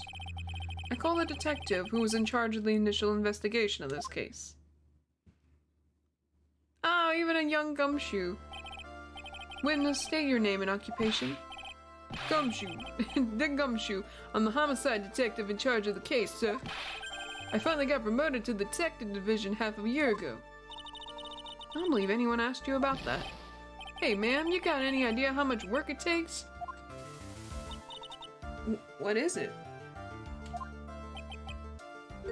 You're really gorgeous. Excuse me? No, seriously, my heart is aching for you. Gumshoe, please. Gumshoe. Detective, pull yourself together and truly be professional. Otherwise, I'll write you up on contempt so quick that something other than your heart will ache. Okay, I got it. He's like, not my wallet. No, detective, tell us about the incident. Yes, sir, right away. The victim was Sergeant Valerie Hawthorne, a veteran on the police force.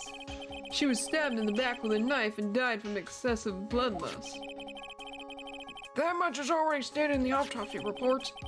The court would like to hear more details about the incident itself. Yes, sir, I got you. Okay, let's take a look at this aerial map of the area here. Okay. It is very different. This is a sketch of the Dusky Bridge, an old suspension bridge. And the river that runs under there is Eagle River. The victim and defendant met there, on top of the bridge. After stabbing her in the back, the killer carried the victim back to his car. He was recaptured at a police checkpoint as he was trying to make his getaway, sir. I see. Ow. Dusky Bridge map. Was the victim's blood found on the bridge? The victim, Sergeant Valerie Hawthorne, was wearing a thick coat, sir. Unfortunately, no traces of blood were found on the bridge. Mr. Edgeworth, I warn you that I absolutely despise conjecture. If there was no blood on the bridge, then you have no proof that they even met there, Your Honor. The laugh. If you would listen to the testimony we have prepared, I'm sure you'll be convinced. The two of them most certainly did meet on the bridge that day. Why, Mr. Edgeworth, I'm not sure I like you wagging your finger at me as though I were some hoser. What? Detective, proceed with your testimony. Yes, sir. Here we go, Mia. Hang on. God. Okay, now, listen No, I'm not saying that. I'm sorry, Armando. Okay, now, listen carefully, little... God. I was about to replace him with something else, but then I realized y'all didn't like me using that one, so... Listen carefully, little sussy baka. What? What is this? I'm hard to waking up. It's 17 cups of coffee. One little mistake and this guy will drink you for morning tea. Trust me and get ready. Thanks, Armando. Thank you. Dang, now I want to know his backstory. Which one?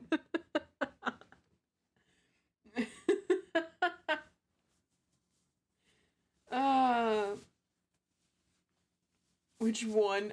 What were you gonna say? It's little and it starts with a P. I said in the maze one. It's like, no, not that one. Because I called one of the characters that. Summary of the incident. On the day of the incident, an unknown person belonged the sergeant asked to meet. Sergeant Hawthorne went to Dusky Bridge at the designated time and met with Mr. Falls. And that's where she was brutally murdered, sir. The criminal stuffed her body into his car trunk and tried to make a getaway. More espresso, less depresso. I'm still depressed, but now I'm fast. Oh yeah, I've seen that. More espresso, less depresso. I'm still depressed, but now I'm fast. I don't want to hear it. Never mind. Little paw. Paw.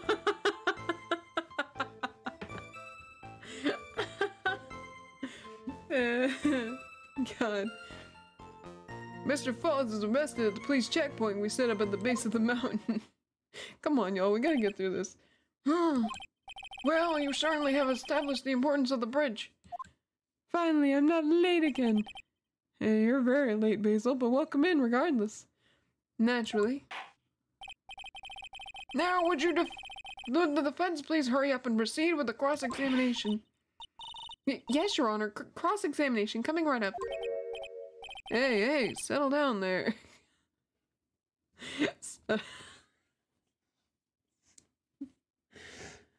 Should I just use pet names? Is that something? I feel uncomfortable thinking about that. I don't like the idea of saying pet names out loud. That just makes me feel weird. What do y'all think? Should I just continue saying kitten, or should I just say little pet names or something? I'm still sad that I was 5 minutes late to the stream. Don't worry about it, Evie. There's nothing wrong with it. I'm just glad y'all came in. That's all that matters. Now, why is it when I put it on here, all of a sudden it buzzes? At least I didn't forget my H though. Oh yes, yes, of course. Evie never forgets the H. He never forgets. I'm waiting to see what you guys think. If I should just do pet names or should I just say kitten and get it over with? Bite the bullet pretty much. Look at this man. He looks great. I hate all of it anyway. Siri, you better stream for 7 more hours. Nah. You can't make me. I think we'd all get bored after like an hour more. I'm just gonna go with kitten. Whatever. It don't matter. I don't care. Look at this. Do you think there's a problem with this? Do you think there's a problem with this? I don't think there's a problem with this. Anyway. Gosh darn it. I have a problem. God, I gotta remember his voice now. This is gonna suck. I'm gonna get used to it. I'm sure I'll get used to it, not flipping, get all weird about it. Hey, settle down there, kid. The best part of waking up is 17 cups of coffee. If you keep trembling like that, you're gonna make me spill my coffee. Why does that spill your coffee? I'm not trembling. It's just cold in here. Do the pet names, I dare you. Speaking of which, when will we get the emotional trauma of Mori part 6? I think I already said it earlier. We are not playing a Mori until the 26th. Yeah. So on the 26th of November, we'll be playing more Mori. Stop calling me. Here we go, y'all. This is gonna be great. You better write down all these pet names that I come with magically. Some of these are gonna be dumb. That's what this is. Because I don't know enough of them. The core room can be a cold battlefield, alright? Especially for a beginner. I don't really need you to worry about me. I mean the defendant, the witness, everyone's a beginner in here. You got me there. But maybe you should keep your claws out and show them what you got. Puddin' Pop. That one wasn't even a good pet name. What the heck? It's okay, Mia. Stay calm. Just remember those court procedure videos you stayed up all night... stayed up all last night watching.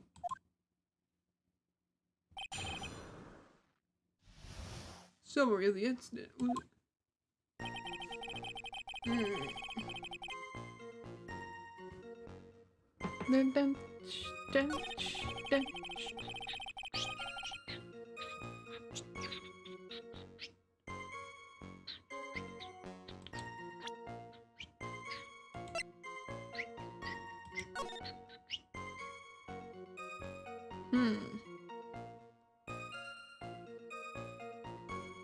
Never mind, this is worse.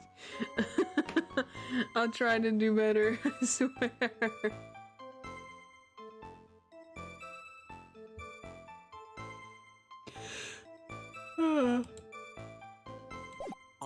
Never say pudding on anyone ever.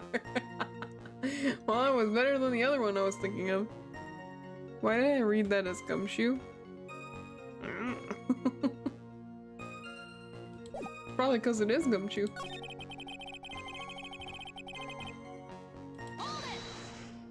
Hold it! This unknown person, you have no idea who it might be, right? Sorry, but I'm afraid I do. What? The one who called Sergeant Hawthorne, was the defendant, Terry Falls. What? The defendant called her? Sergeant Hawthorne was a very thorough person, sir. She left a note about her phone call with Mr. Falls. A note? Yeah, a top secret memo that she left in her desk.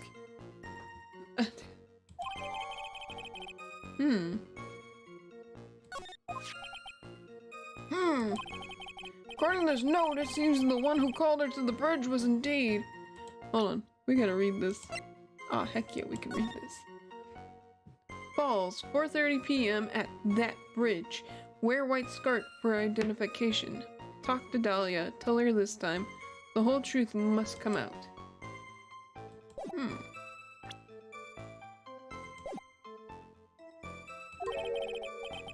The defendant, Terry Falls. Whose bright idea was it to keep that note from me? Looks like the judge is even more sure of this verdict now. Listen up, here comes. Never ask a question if you don't already know the answer. It's that detective's fault. He's the one that said unknown person. Hey now, don't make that face at me. I just said that. I just said it that way because the prosecutor told me to. Was that a trap? That cute face, I didn't expect him to be so sneaky. He's a baby. Hmm.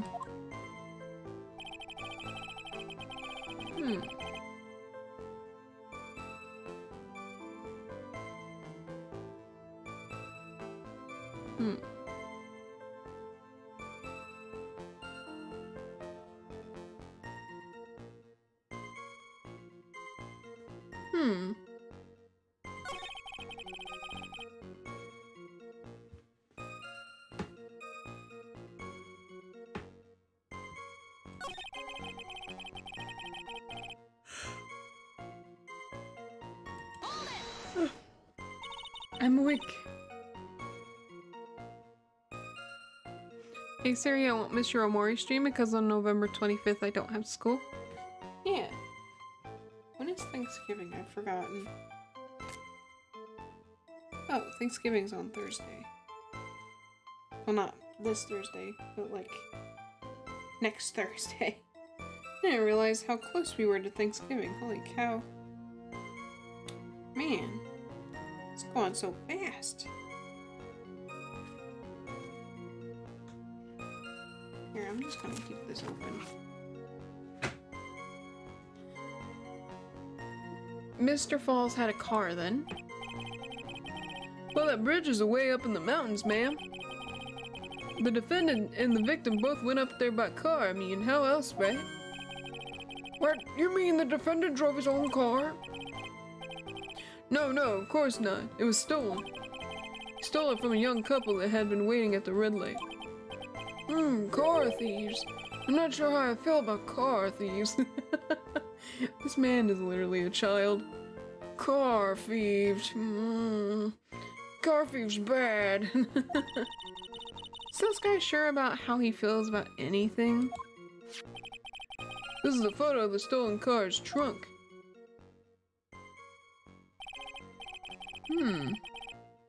It's broken.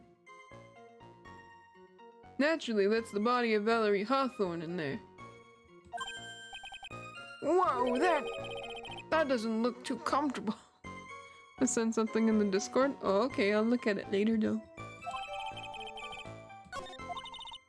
The victim, I keep doing that. The victim, she was stabbed in the back, correct? Yeah. For some... this part awakened. Anyway, for some reason, men always seem to get stabbed in the back.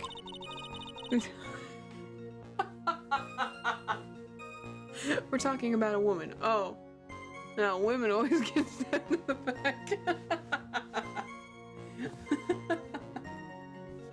Listen, I'm getting close to missing the one anime, alright? The Orin High School Host Club, I need to watch that, so we gotta hurry this up. You can't tell from this photo, but...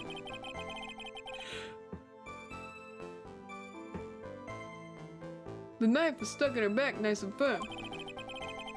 The condition of the body when it was discovered is very important information.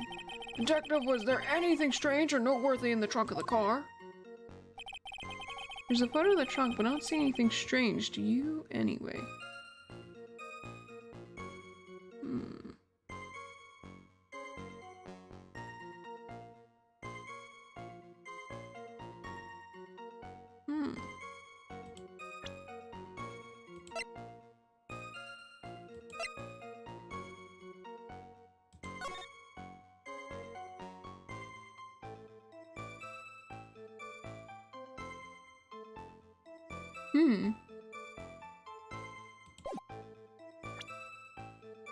Think this.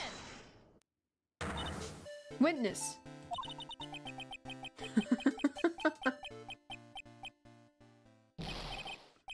What is it? Do you have something to say, Miss Faye? Alright, I'm gonna head out. I might be back later. See ya. Oh, okay. See you in a little bit. I'm sorry, I totally forgot what I was gonna say. This is the first time I've ever had to actually address someone like that. You should have practiced before coming to court. Honestly, Miss Faye, I'm not sure I like this. Say... God sakes. Say there, little... Hold on, I'm thinking of one. Oh god. I might be gone for 6 hours because you know school. Well, have fun at school, Basil. We'll see you later.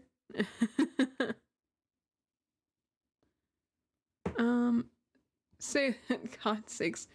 Here you go, y'all. This is gonna be flipping cringe. Here we go. Cringy hour. Here it is.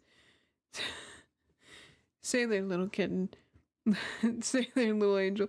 Want a piece of my coffee candy? I don't think I want any of your gosh darn whatever you got. That's weird. That's kind of weird. Wait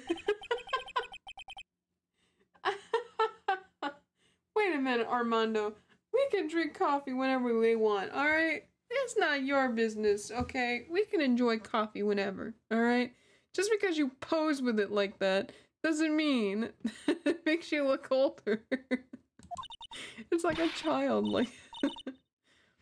Come on, Mia, shake it off. You're a lawyer. Detective? Yes, ma'am. This photo. You said that there was nothing peculiar about it, is that correct? Yeah, that's what I said. Well then, I suggest you take another look at the note written by the victim. The note? It very clearly says, wear white scarf for identification. I missed too many streams. Oh, that's okay, Air Sands. Welcome in, welcome in. It's okay. It's okay. There's nothing wrong with that. Just chill. The caller must have forgotten what the victim looked like, thus the special request. I have one very simple question for you, detective. Where is the white scarf? I can't seem to find it in this photo. Well, to be honest, we didn't find it in the truck, ma'am. And you stopped there? You should have looked for it.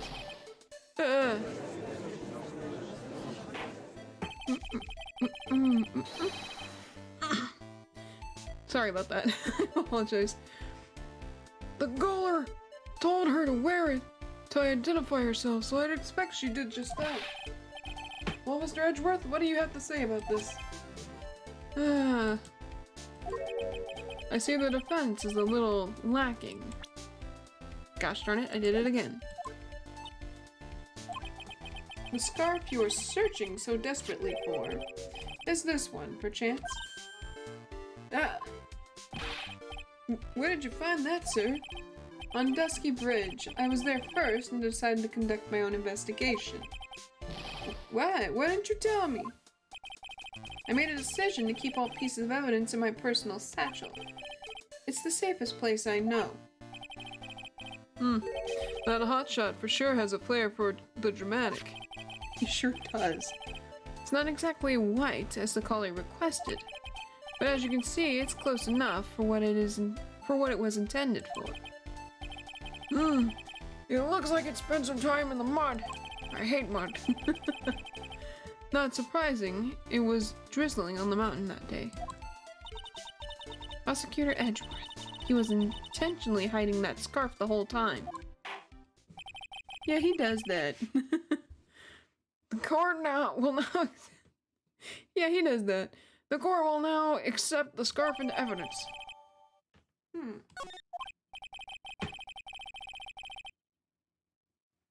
Edgeworth has that Gayu looking hair. Well, if anything, he's probably the OG. The OG for that hair. Now, the attorney for the defense is finished embarrassing herself. I'd like to move on with the testimony. That is alright with you, isn't it, Miss Faye? Boy, would I like to wrap this scarf around his smarmy little neck. Very good. Now, if we're done with this mud-covered scarf business, the prosecution moves to establish conclusively and with hard evidence that Miss Hawthorne and Mr. Falls did indeed meet on that bridge that day. Further, we will show exactly what occurred there. That sounds quite promising. I can't wait to hear all about it. Everything is moving at his whim. Gosh darn it. Don't forget, kitten. There's a reason why everyone considers this kid a genius. Genius, huh?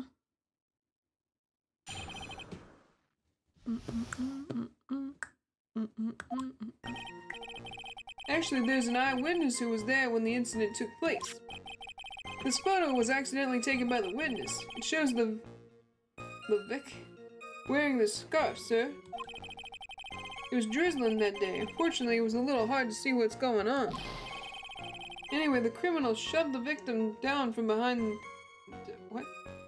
The criminal shoved the victim down from behind and stabbed her in the back. From behind?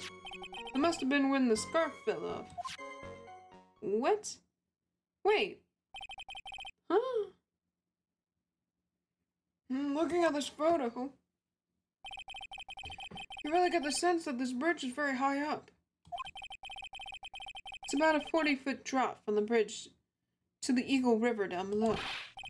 Mr. Edgeworth, who took this photo anyway? Let's just say that it was a well-intentioned third party. Ah, potential witness. So why isn't this person in the courtroom? Well, they said they absolutely did not want to testify. The person in question is very delicate, Your Honor. Besides, as long as we have this photo, we see no reason to compel them to testify. I'm not sure how I feel about that. Man.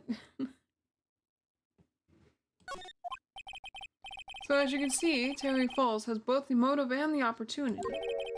I think it's quite clear at this point what happened on that bridge. Ah, the truth is becoming clear to me now. Huh?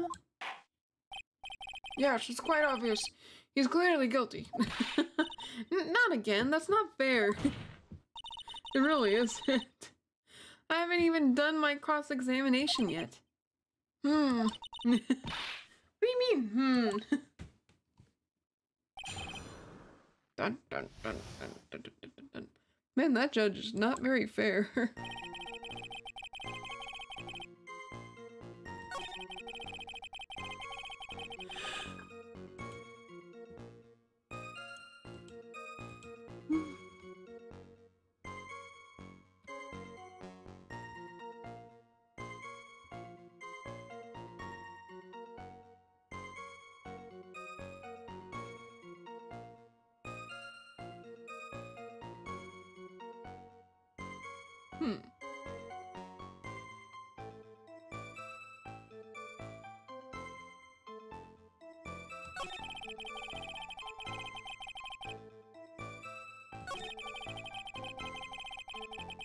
See, this one's weird to me.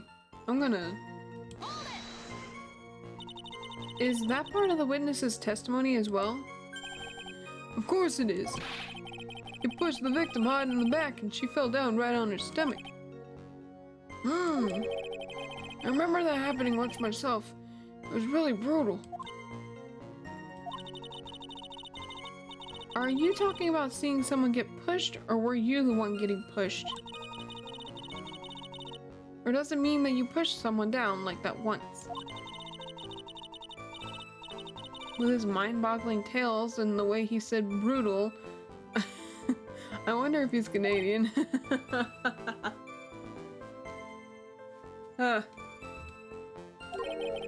Save your nasty look for the right person. Huh? Take a look. Poor baby. The court record seems to have wet itself. Hey, watch where you spill your coffee. The court record, huh? That must have been when the scarf fell off.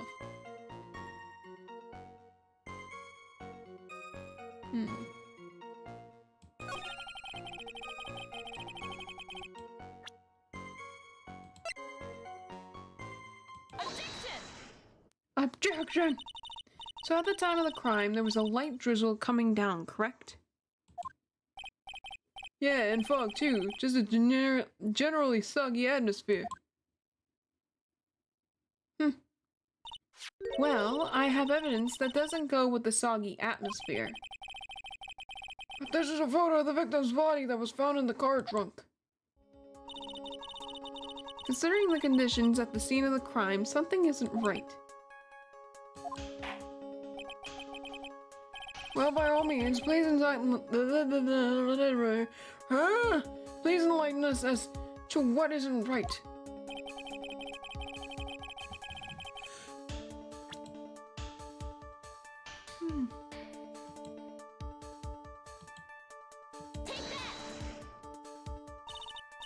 Naturally, the answer is right around here, I think.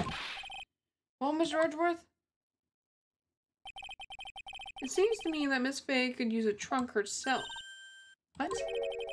One that she could hide all her bitter memories from this trial in, that is. Oh, you truly are a genius. A genius of sarcasm and wordplay.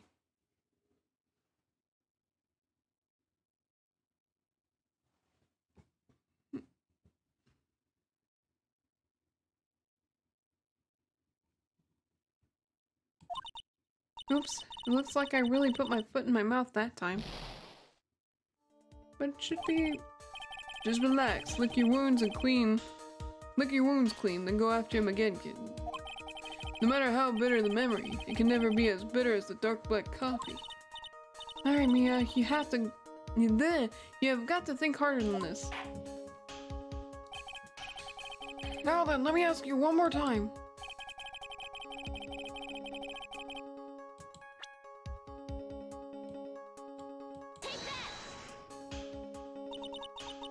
Naturally, the answer is right here. The victim's coat? Oh, as far as I can see, there's nothing strange about it. That's exactly what's strange. Recall the testimony. What were the conditions on the bridge that day? It was drizzling and foggy. Dusky bridge was all wet. If the victim really had fallen down on her stomach on top of the bridge, then the front of her coat should have been covered in mud. That's exactly right. The other day I fell on a muddy street and my gorgeous playoff beard was befouled.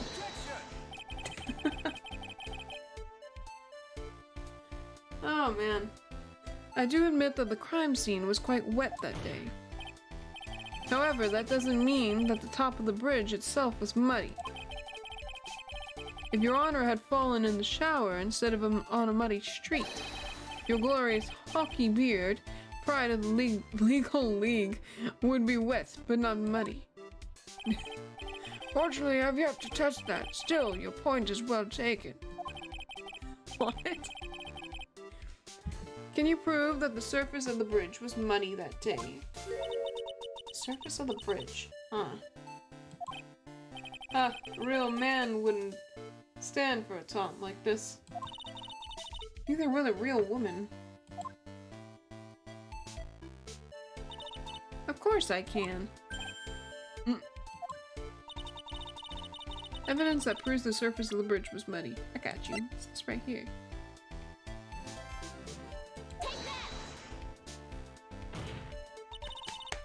The evidence is this scarf. Arr! It should be obvious. If the scarf fell onto the bridge and got this muddy, it means that the bridge was obviously covered in mud. No, I can't be outwitted by this novice bimbo. I'm sorry, what? Hey, same to you, buddy. She calls him a himbo. Miss Vay's assertion makes perfect sense to me. I do admit that there appears to be a contradiction between the condition of the victim's coat and her scarf. However, the real question is, why is there a contradiction? Huh? For every contradiction, there exists an explanation. Let's look at what the explanation in this case may be, shall we? Alright. It's not like he's really giving me a choice here. You're doing pretty well for a little kid. God. Mr. Armando, no matter what he says, a contradiction always comes down to a lie. Tyler, the victim discovered in the trunk. The witness photo showing the defendant and the victim. Or the witness's testimony that stated she saw the moment of the murder.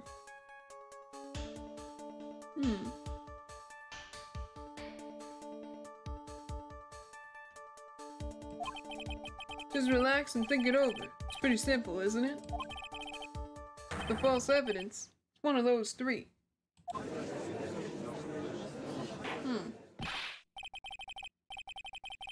What you said just now, I'm not sure I like that. That wasn't me, Your Honor. It was the coffee aficionado over here that said it. This court is not in the habit of accepting false evidence, you know. Blame it on him, Your Honor. He's the one trying to slip false evidence into court. But we won't let him. We'll expose his evidence as the flimsy scam it really is.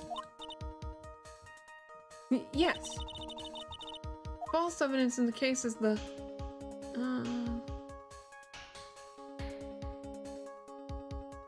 Well, it's gotta be... Cause, like...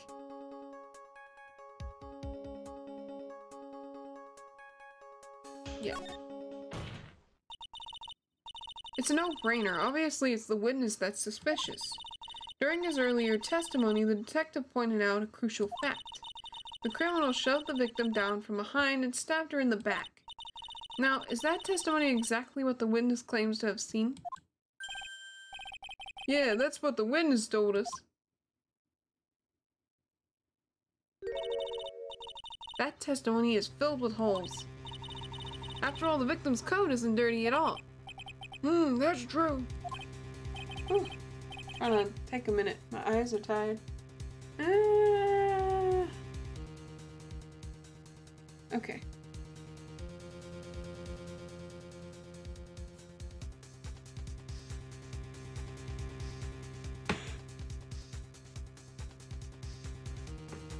It's not just true, it's the truth. If there was a truly decisive witness in this case, I'm certain that boy Wonder over there would have called them in the first place. Your Honor, the defense requests to cross-examine the eyewitness. The testimony presented so far is not only vague, but contradictory as well.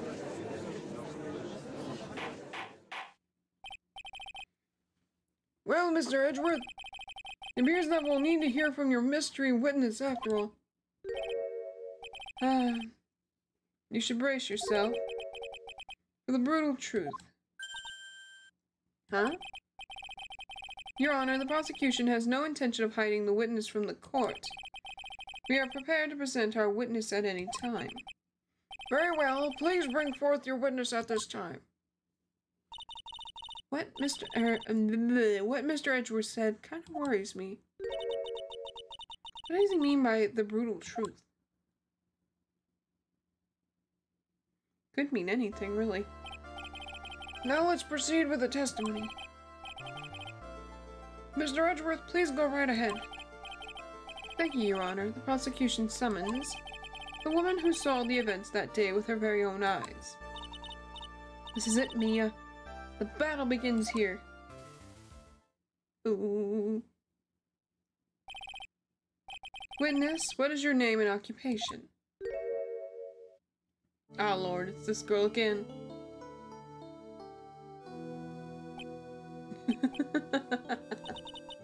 Everyone is so silent that I can hear their hearts going pitter-patter. Oh! When I look at you, how can I put it? You look like a rabbit with venom. Lots of venom. You look as scrumptious as a double-double and a dozen donut holes. No. I feel like I want to hurry up and hand down a verdict just to have a bite. Ah! Hey, not so fast. As I said before, this witness is very sensitive and delicate.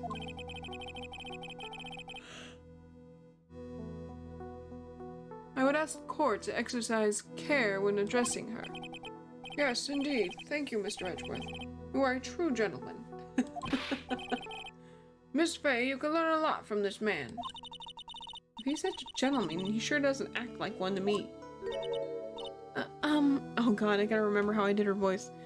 Sir? Yes. My dear. This is my first time, so I'm sure I'll make a lot of mistakes.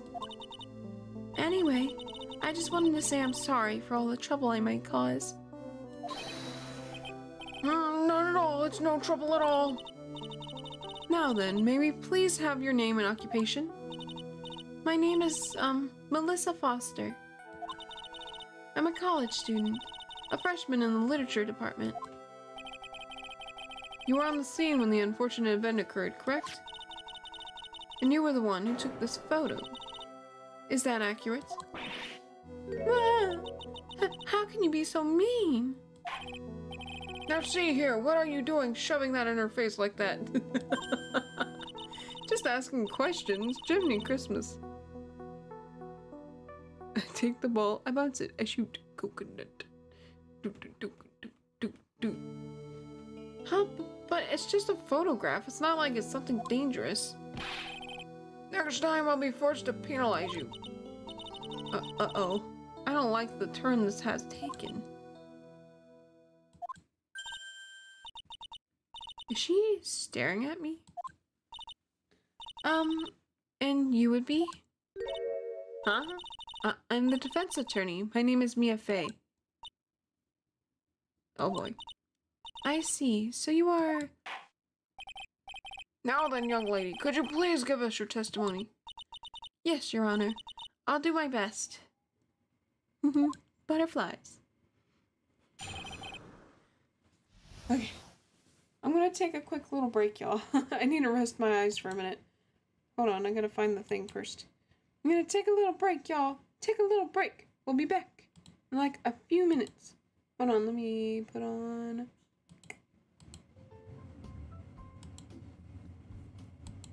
There we go.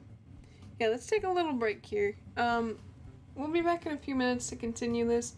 I just need to rest my eyes for a minute. Because they're starting to do that thing where they can't read quite right. So I'm gonna go and get me some water.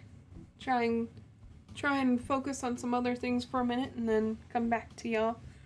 Alright, we'll be back, okay? It's gonna be a few minutes and we'll be right back. Alright? Alright. I'll be back.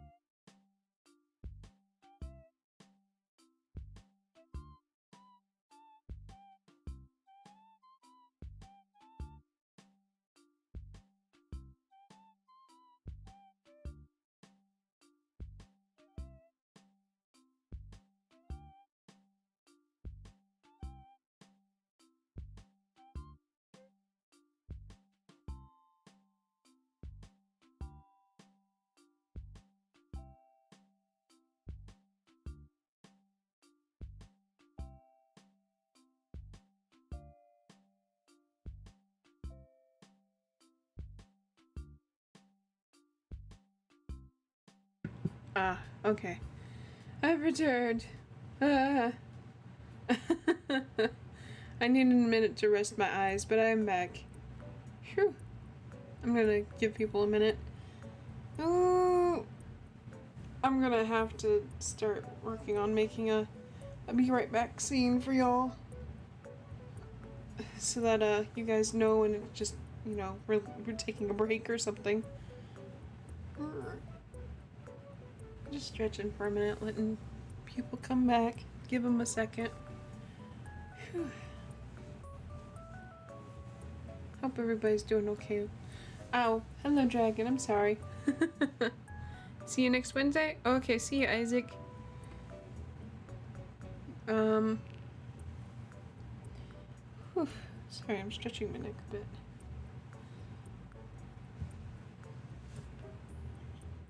Sorry, I'm trying to...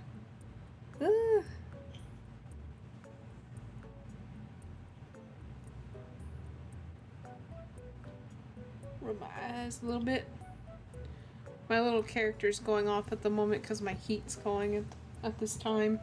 So I apologize if she seems a little jittery. Just a little jittery. Just a...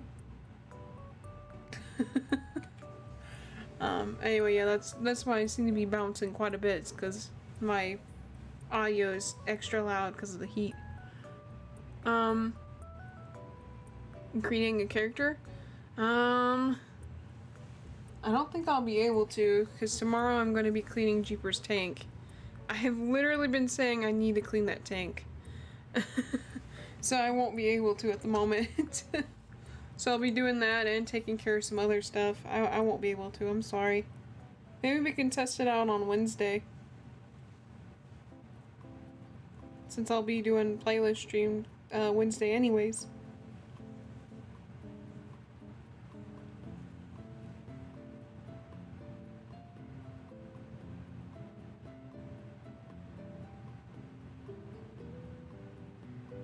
Oof.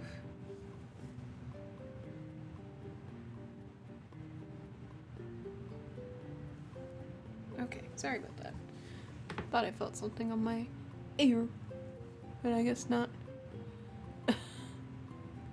Oh, that's fair. It's all good. Yeah, Wednesday works. Awesome. Yeah, we can test it out on Wednesday. Just tomorrow I'm gonna be doing other stuff. Poor Jeepers over here has been needing a tank cleaning for some time, so I really need to do that.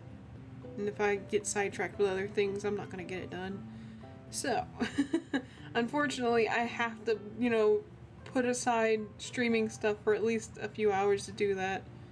And then I gotta go take care of some things anyways, so. But, yeah, we can do it Wednesday. It's all cool. I'll be there anyways, so might as well. Alright, you know what? Let me get the music stopped. Bam. Yeah, I cannot wait. Just to remind people, 500 subscribers. Guys, we get to 500, we get to play Animal Crossing. There's no time limit. I know it's got like a certain amount of days and whatever. There's no time limit. Okay? I just set a date because it was telling me I had to. But if we get to 500, we get to play Animal Crossing and possibly Dreamlight Valley if anybody's interested in that. But Animal Crossing, because I've been saying forever Animal Crossing. That is the goal. Not 300, not 400, 500. Let's get it. Let's get it done. Let's do it. I know we can. I believe in us. That's the thing. I believe in us. We can do it. Oh wow, I don't know why my thing loaded so slow. But alright, let's get into it. Yeah, I apologize, my little character there seems a little jittery. It's because my heat's going and it's loud, so apologies. I don't know how to fix that issue. Anyway, I guess I could turn down the gain a bit, but I'm afraid to mess all that up. We only have 2,500 days to do it. You got 525,600 minutes. How do you measure a year? Seasons of subs. I'm so dumb. Anyway, gosh darn it. Let's just get on with it. I was using my camera. For 7 years, basically. It's like 20, I think I put like 2030 or something. That's why. I was using my camera to take some pictures of wildflowers. Then I noticed there were two people standing up on the suspension bridge. Isn't this the murderer from that one case? That's what I thought too. I thought the same thing. Suddenly they started fighting. That's when I hurried and took the photo that shows the crucial moment. And right after that, I called the police. I think this is the same girl. I think this was before Phoenix's case. By the way, where were you standing when the incident occurred? I believe the map would be here. Why can I not talk? Would be help here. I was standing right over here. I was standing in a beautiful field surrounded by tall cliffs. But then how would she have been able to see it? Because there was like a big hill there. So you took the photo from that location, eh? I was using my camera to take pictures of the birds. I was taking pictures of the wild birds. Yeah. And then I kicked the one. Man. I brought the camera I was using at the time, just like Mr. Edgeworth asked me to. Ho ho ho! What a cute camera, just like its owner. Oh god. I want the other judge back, please. He sounds gross. A small but powerful model. Ooh. I just want to make sure something here.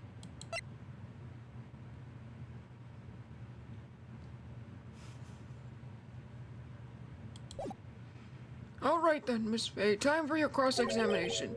But I warn you, make the witness cry again and you'll feel the wrath of my gavel. God, it's this all over again.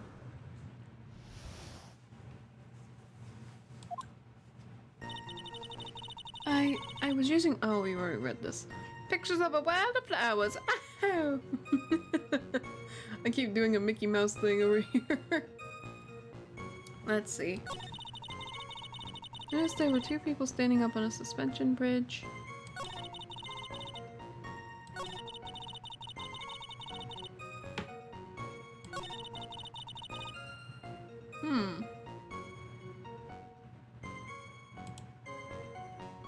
This judge and the constant being called kitten, this is getting uncomfortable. At least she's of age this time. Yeah, that's a good thing. There it is.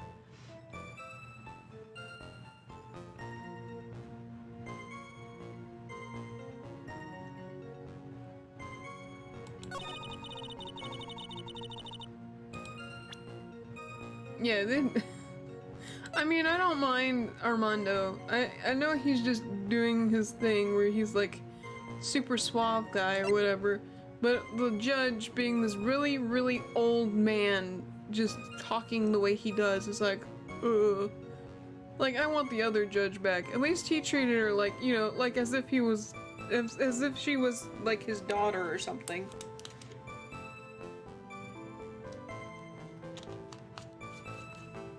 This judge is like gross.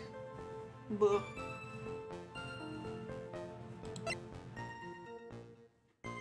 Is it this one? No?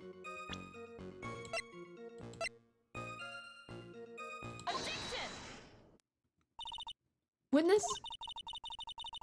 When you said you took a photo of this crucial moment, is that what you mean?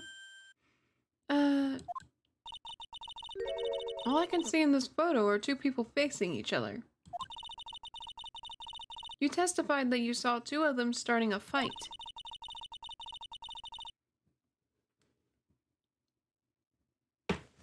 Okay. Normally that's the kind of thing we would refer to as a crucial moment. Why haven't you presented a photo like that? Well, you see. old man was arguably better. Sometimes at least he was old and funny. Yeah, the OG judge is better. Not this guy. This blonde-haired looking judge, I just can't with him. He's not the right fit. He feels weird. He feels weird. I just don't like him. I just can't work with him. I just can't. Hopefully this is the only time we have to deal with him. Well, you see... The photo we were presented was the only one there was. Slam! The flipping hand movement. But if you really wanted to capture the crucial moment, then what happened next? You must have taken a photo of it. No!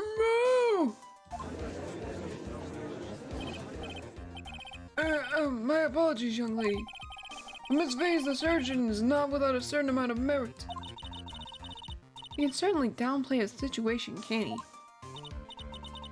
I'm sorry. I'm a very bad girl. Oh no. Please. No. I used it all up. The film, I mean.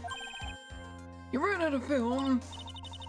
This photo was the last one. What? Unfortunately, that is the truth. I personally examined all the photographs she took that day. All the other photos are of the witness herself playing among the wildflowers. The witness herself? Then who took the photos? Well, you see, my camera has a timer feature built into it. So you took photos of yourself? I remember taking some photos of myself once too. Please, no details. I also don't like his stories. They're kind of... like he's trying to relate and it's not happening. I'm sorry, man. I'm sorry. It seems that Miss Faye's assertion was not so decisive after all. But wait, just a minute. Well, if she had no film left, she couldn't really well take more pictures, eh? Oh, Binks is over here like, meow. Miss Foster, perhaps then you could tell us about a different sort of photo. Photos of the incident that you took with your very own eyes. Oh, Lord. Mr. Edgeworth, you're quite the poet. Oh, boy. Very well then, let's get back to the cross-examination. Let's hear your thoughts on the fight that you witnessed. Yes, Mr. Judge. Boy, this guy is really a sucker for sweet talk. Huh. Armando's over here like, huh. That's stupid. It looks like the other kitten in the room is the one that's getting all the attention. I would like him to use that analogy as if they're actual flipping cats. It looks like that kitten over there is getting a ball of yarn while you're not getting any. It's really the cat's meowing here.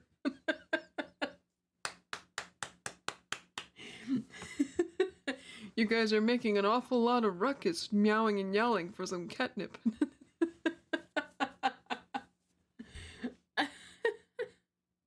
Oh no. I want them to be literal, just cat analogies. Yeah, it's sickening. I was using my camera and take some pictures of wildflowers. I didn't notice there were two people standing up on the suspension bridge.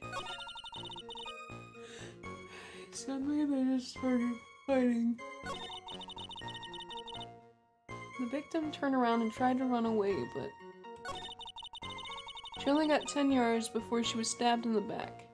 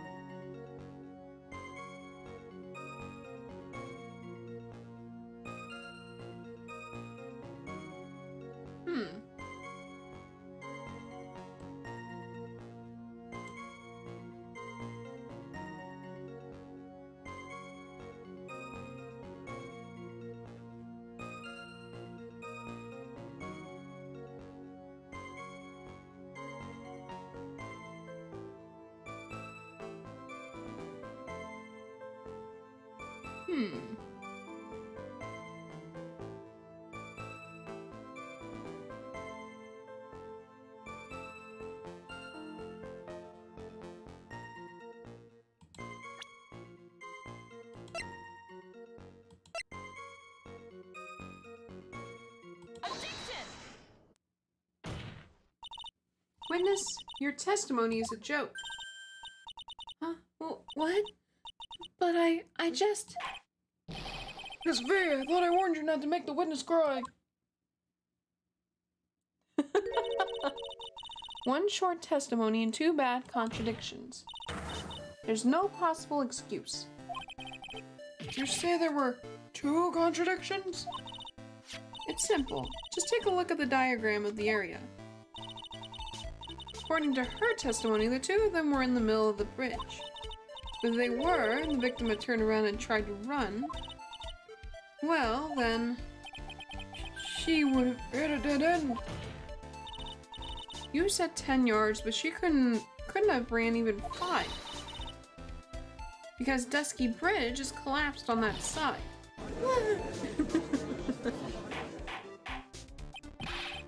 What does all this mean?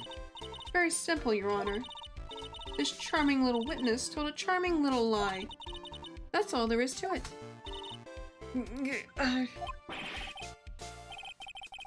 This beautiful young lady has been lying to the courts. I don't like lying pretty ladies. Just a moment, Your Honor. Mr. Edgeworth. Oh boy, here we go. Your Honor, allow me to personally apologize for the confusion. What do you mean? There's one major mistake in this diagram. Oh God.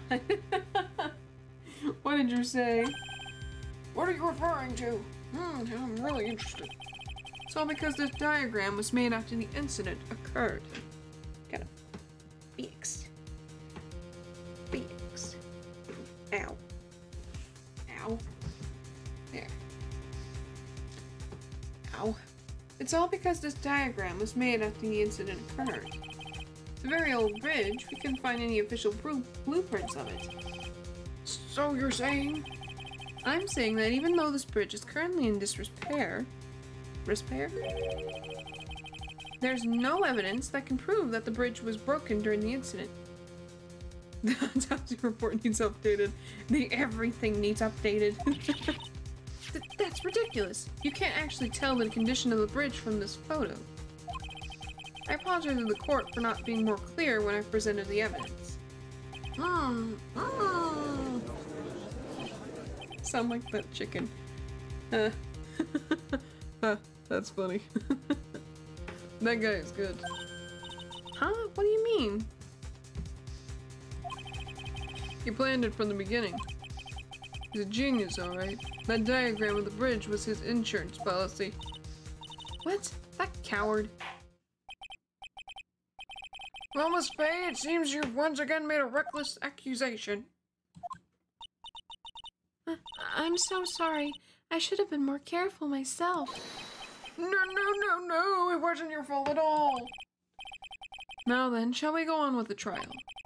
I'd like to establish once and for all what it was that the witness actually saw. Indeed. Alright, young lady. May I ask you to please proceed with your testimony? But it's so hard to go on. We're on your side, Miss Foster. There's no need to worry. Just tell us what you saw. Yes, sir.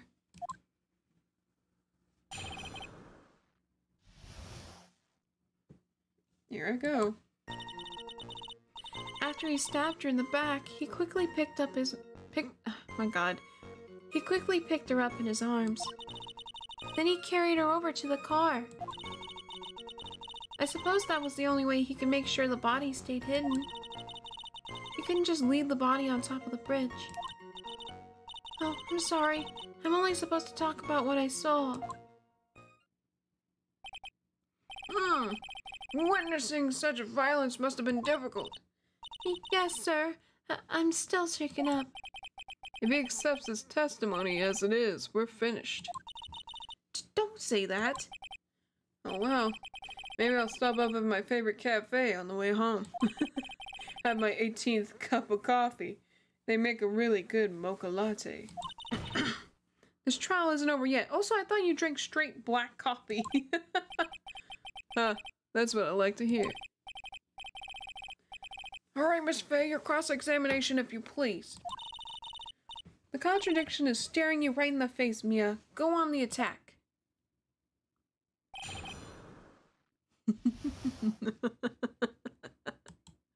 All I can think about right now is flipping. And just is Armando using flipping analogies. Man.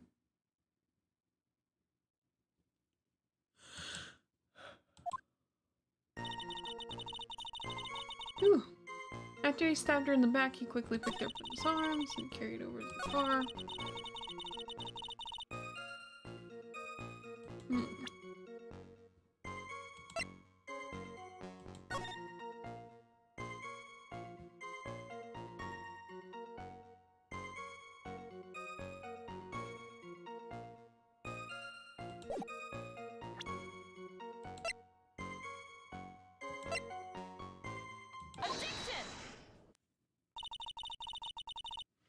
A killer not wanting his victim to be found, I can understand that.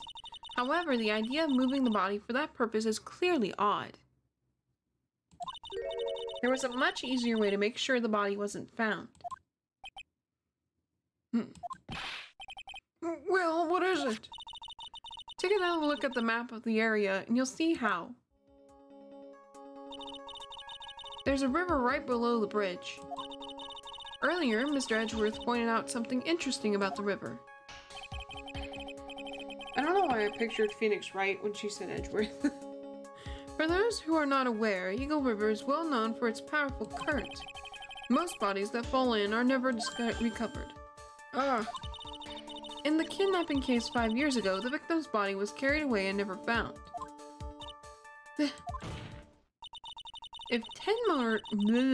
If 10 murders were to occur at the same spot above the Eagle River, I apologize for continuously doing that. It's kind of how I, straighten myself out.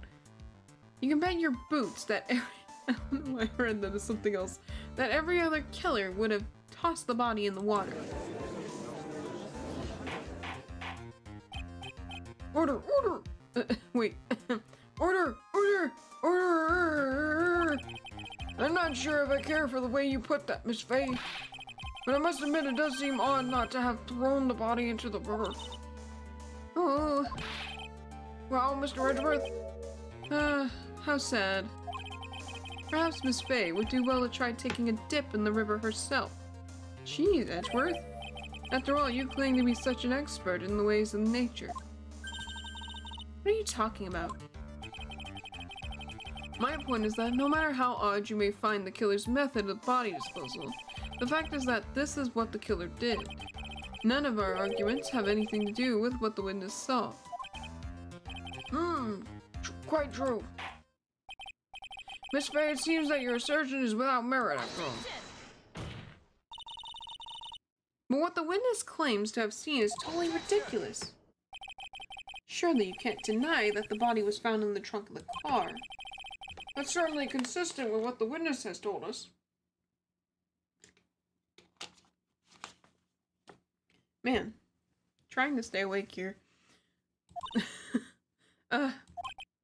I definitely should have saved this for tomorrow, or for the next time. I'm all set tomorrow. Please, witness, go on with your testimony. I'll try. All you have to do is tell us only what you saw. Otherwise, the mean lady might yell at you again. Who is he talking about? Alright, I'll do my best.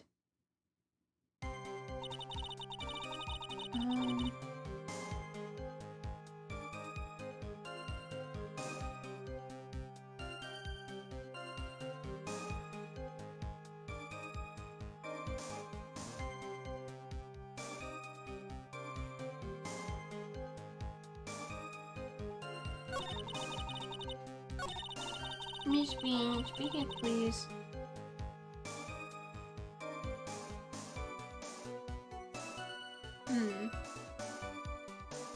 my Miss Binks over here is acting funky. She's being a funky baby.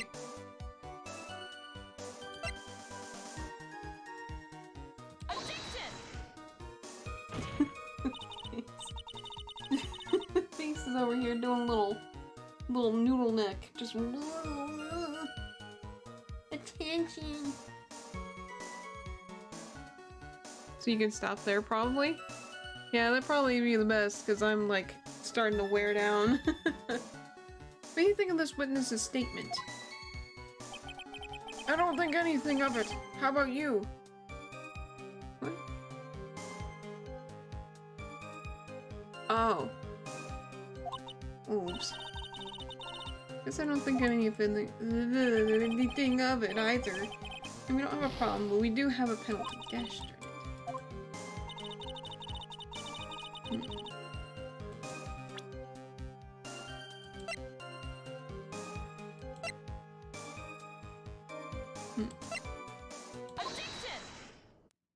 Pinks, what are you doing over there? Well, Miss Foster, it looks like you've done it this time. Done what? Made a crucial mistake. A crucial mistake? Like what, Miss Faye? The killer broke into the trunk of the stolen car and hid the body in there. You're saying you saw that, right? With your very own eyes? Yes, and? It's simple, Miss Foster. Take a look at the diagram. The place you claim to have taken the photo from that day is here. Do you see what I mean? Even if you tried to see the car, this outcropping of the rock is directly in the way. Ah. My God. That's right, Miss Foster. From where you're standing, you could not have possibly seen the killer's car. Ah. I admit that the diagram shows a large outcropping of rock. However, it isn't so tall that it would stop her from seeing the car. That's right. It's not high at all. I was able to see his car just fine. I'm so sorry, but that just doesn't wash. I believe it was the witness who presented this as evidence to the court, yes? This is the location that the photo was taken from. Your own photo tells the whole story. You can clearly see the left side of the bridge, but the outcropping that is being referred to is really more like a cliff. Oh! Your view should have been completely cut off by this cliff. But still, you claim to have been able to see the killer's car. She's playing with her toy in there. Order! Order in the court! What is the meaning of all this ballyhoo? Sir, I believe it's pronounced baloney, but anyway, Your Honor, don't jump to any hasty conclusions. The fact that the escapee fled into a stolen... Oh my god. The fact that the escapee fled in a stolen car was reported on the news. After witnessing a murder, I'm sure you can appreciate that the witness was very upset. She must have heard about the stolen car and convinced herself that she saw it. But she was repeatedly warned before starting her testimony. She was told to testify only about what she saw with her own eyes. Oh! Mr. Judge? What is it? I think I must have remembered things wrong. Hey, wait a minute. You can't just say that. Miss Faye, no one on the face of the planet is perfect. Yes, indeed. Quite true. You know what they say. To err is human, to forgive divine. Divine, my god. I'm inclined to give the benefit of the doubt to our witness here. What? That's not fair. Huh. Save the tears for later, kids. Mr. Armando. We'll look back until the trial's over. Now is the time to go forward. But that wasn't fair. Okay, kitten, you need to relax. Then you need to remember the other kitten's testimony. I wonder if he just stopped at some point. He just because he's not said like he's never called anybody this, you know, current times, in current times. So it's just really funny. Like he just at some point stopped. He's like, "This is cringe. I'm going to stop doing that." Oh man. The killer broke into the trunk of the stolen car and hid the body in there. So tell me, how did she know that? How did she know that he broke into the trunk? Aha!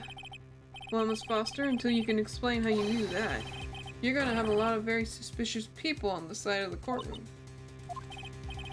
Well, witness. Well, I'm certain that he broke into the trunk. Exactly. He's just like, you know, I'm realizing now that that's pretty cringe, so I'm gonna stop using that. Because he stopped doing it at some point. Either that or his personality changed along with the visor. But I have yet to know what happened there. Because there were marks left on the trunk lid. I'm certain they were scratch marks from when he broke into it. What? Let me see that photo. It's true, they certainly look like scratch marks around the keyhole. It's obvious that this trunk has been broken open. Well, yeah, obviously. Well, Miss Faye, are you satisfied? The judge is on her side. I can't make any mistakes here. What she just said, is there a contradiction in there somewhere?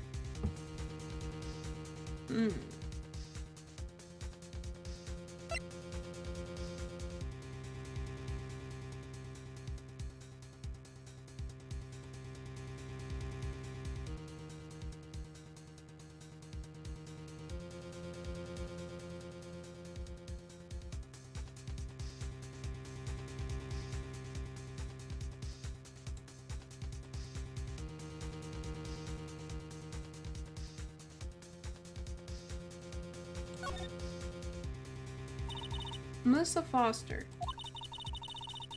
I can't wait to find out. I feel like you in person already know, and I'm just in the dark. It looks like you finally betrayed yourself. What? You said you were in a field taking photos of wild flowers. How did she know they were marks? Yeah, exactly. But even so, you knew about the scratches. The question is when? When did you get a chance to see those scratches? Finally, I finally got her. I'm getting pretty tired of waiting over here. Then perhaps it would be faster if Miss Faye explained herself. Your Honor, there's only one possible explanation. The reason the witness had seen the scratches was...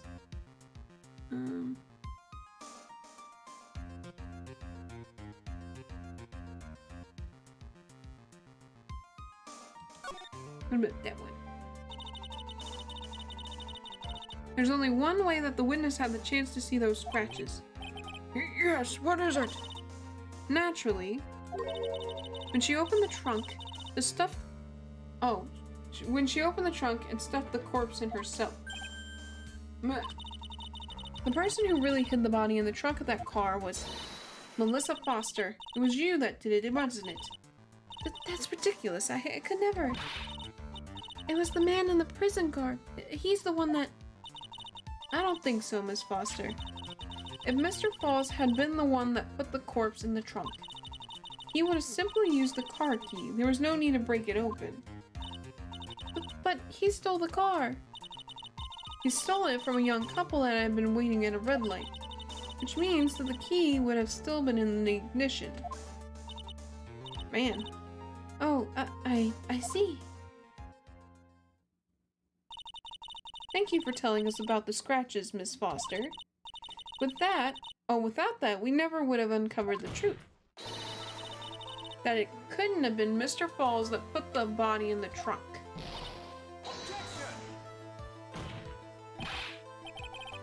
Preposterous to even suggest that the witness put the body in there. If that were true, then how do you explain... Ooh, sorry, I almost thought I clicked something there. Then how do you explain the photo that she took? The corpse could have only been put in the trunk when the incident occurred. The timer. And we already know that at the time, she was taking photographs. Now's your chance, Mia. Finish this thing. On the contrary, I'm not so certain about that anymore, Mr. Edgeworth. There's no need to think too deeply about it. What I'm saying is the shutter for this may not have been pushed by Miss Foster herself. Back on it. There we go.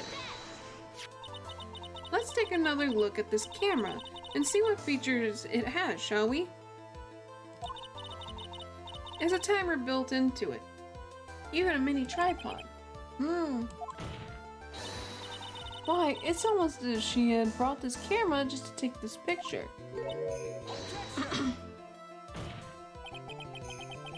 What are you trying to say then, Miss Faye? That when the crime occurred, Miss Foster wasn't in the field as she claimed? Well, if the boot fits. Well, if she really did use the camera's auto timer, then the answer is yes, she was somewhere else. Exactly, she was not in the field. Will the defense please explain further? Listen, this is a crucial point. Where was Miss Foster when the incident occurred? And answering that question will also make clear Miss Foster's true identity. Well then please answer this question. The incident on the bridge occurred.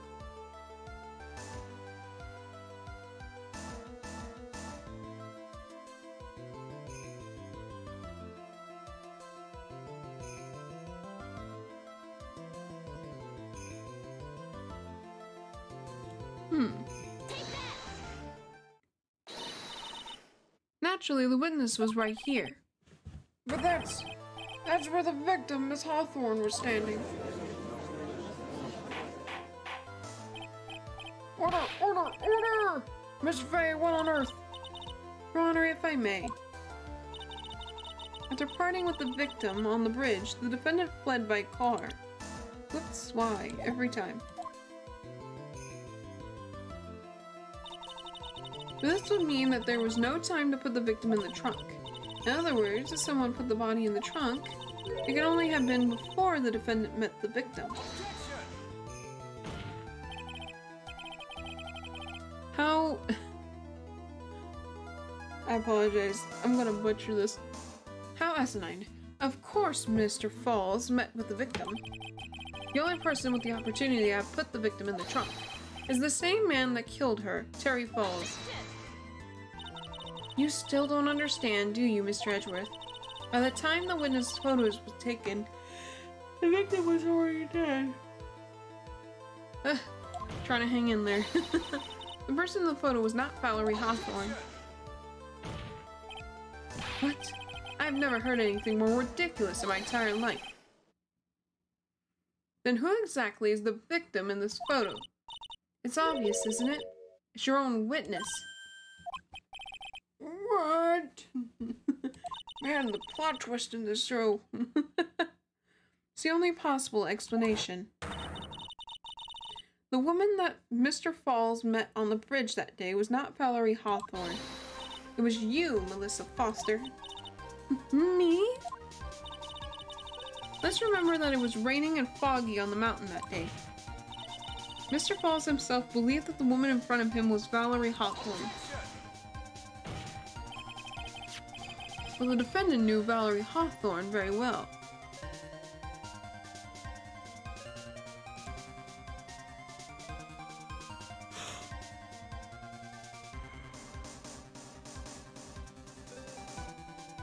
Okay, sorry. After all, she was the woman whose testimony helped get him convicted. But since then, my client has spent 5 hard years in a federal penitentiary. He couldn't remember exactly what she looked like anymore. You aren't just making this up as you go along. Where's your proof?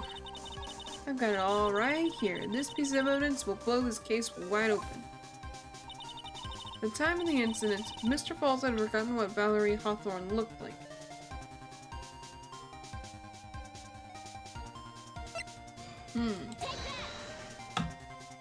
Oof. Mr. Falls had forgotten the victim's face. That's why he needed some piece of identification, namely this muddy scarf. Ah. It was Mr. Falls who requested that she wear the scarf to identify herself. That's already been proven by the note the victim left.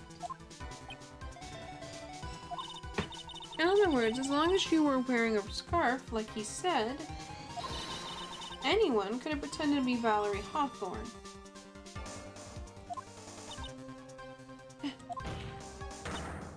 Well, what do you have to say to that, Melissa Foster? No!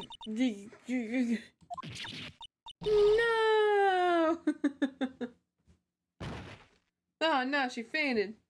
So dramatic.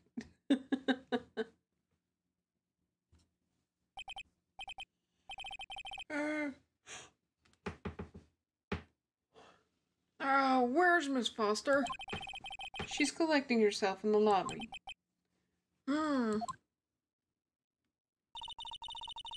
It's obvious that Melissa Foster did it. She hid the body in the trunk and disguised herself as the victim. She set up the camera to snap a fake photo of them together. The only question is, why did she do it? Well, isn't that obvious? She's the real culprit. Huh. Well, we'll have to wait for Miss Foster to compose herself before we start again. Until then, this court is in recess. The defense and the prosecution are both to wait in their respective lobbies. Yes, Your Honor. Understood. Very well, this court is in recess. To be continued.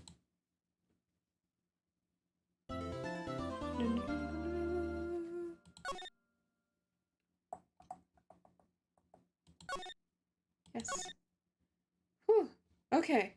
And I think I'm just gonna call it there. I think if I do any more, I'll go bonkers. I will go bonkers. Because I'm already very, very tired. Y'all, that was Ace Attorney. Very exciting stuff. I actually liked the ending on the third game. It was wild, sure, it was weird, but I like it. It was interesting. And then I can't wait to finish this this little mini. I guess I would call it like a little mini episode. Sorry. Apologies, I couldn't quite get it all done at once. It was just like, oh. At some point or another, I could feel myself just sitting over here like, I wasn't even paying attention to what was going on anymore. So, that tells me, I should go to bed. I'm tired now. But anyways, isn't it 11:50 or, yes, it's almost 12 o'clock now. It's almost midnight. I was actually gonna just finish it up at the third one, and then I was told that it was pretty short, but I was getting to that point. So night Siri, see you tomorrow. See you later, dragon. See you later. Good night, y'all. Good night. But as per usual, you guys know it's coming. Here it is. Gonna be bedtime. Bedtime. Time for bed. Time to sleep. I'm going to sleep. I'm going to sleep. Good night, Iris. How do you know that? My evil twin. I mean, Seaweed. Night. Bye-bye. If you guys got school or work going on, I wish you luck. I hope everything works out for you. Tomorrow we're playing Sims 3, y'all. Drink plenty of water. Yeah, drink plenty of water. We're playing Sims 3 tomorrow. That should be pretty cool. I haven't actually played Sims 3 in a while. I have to remember to make the thumbnail too at some point. But anyways, yeah, tomorrow we'll be playing Sims 3, and this Saturday we'll be playing Maze, so we'll be finishing up Maze on Saturday. But yeah, just remember, our goal right now is 500 subscribers, which will be really cool. Very excited for that. And then if we reach that goal, then we're gonna play some Animal Crossing. That should be a lot of fun. But anyways, I hope you have a good night. Drink plenty of water. Water is important. Drink your water. Vitamin water. But anyways, I hope you guys have a good night. Take care of yourselves, love yourselves. You're the only you, okay? And I will see you tomorrow. Alright? Alright, here it comes. Here it is. Goodbye, goodbye, goodbye, goodbye, goodbye, y'all. Goodbye, goodbye, goodbye, goodbye, goodbye. Goodbye, goodbye, goodbye.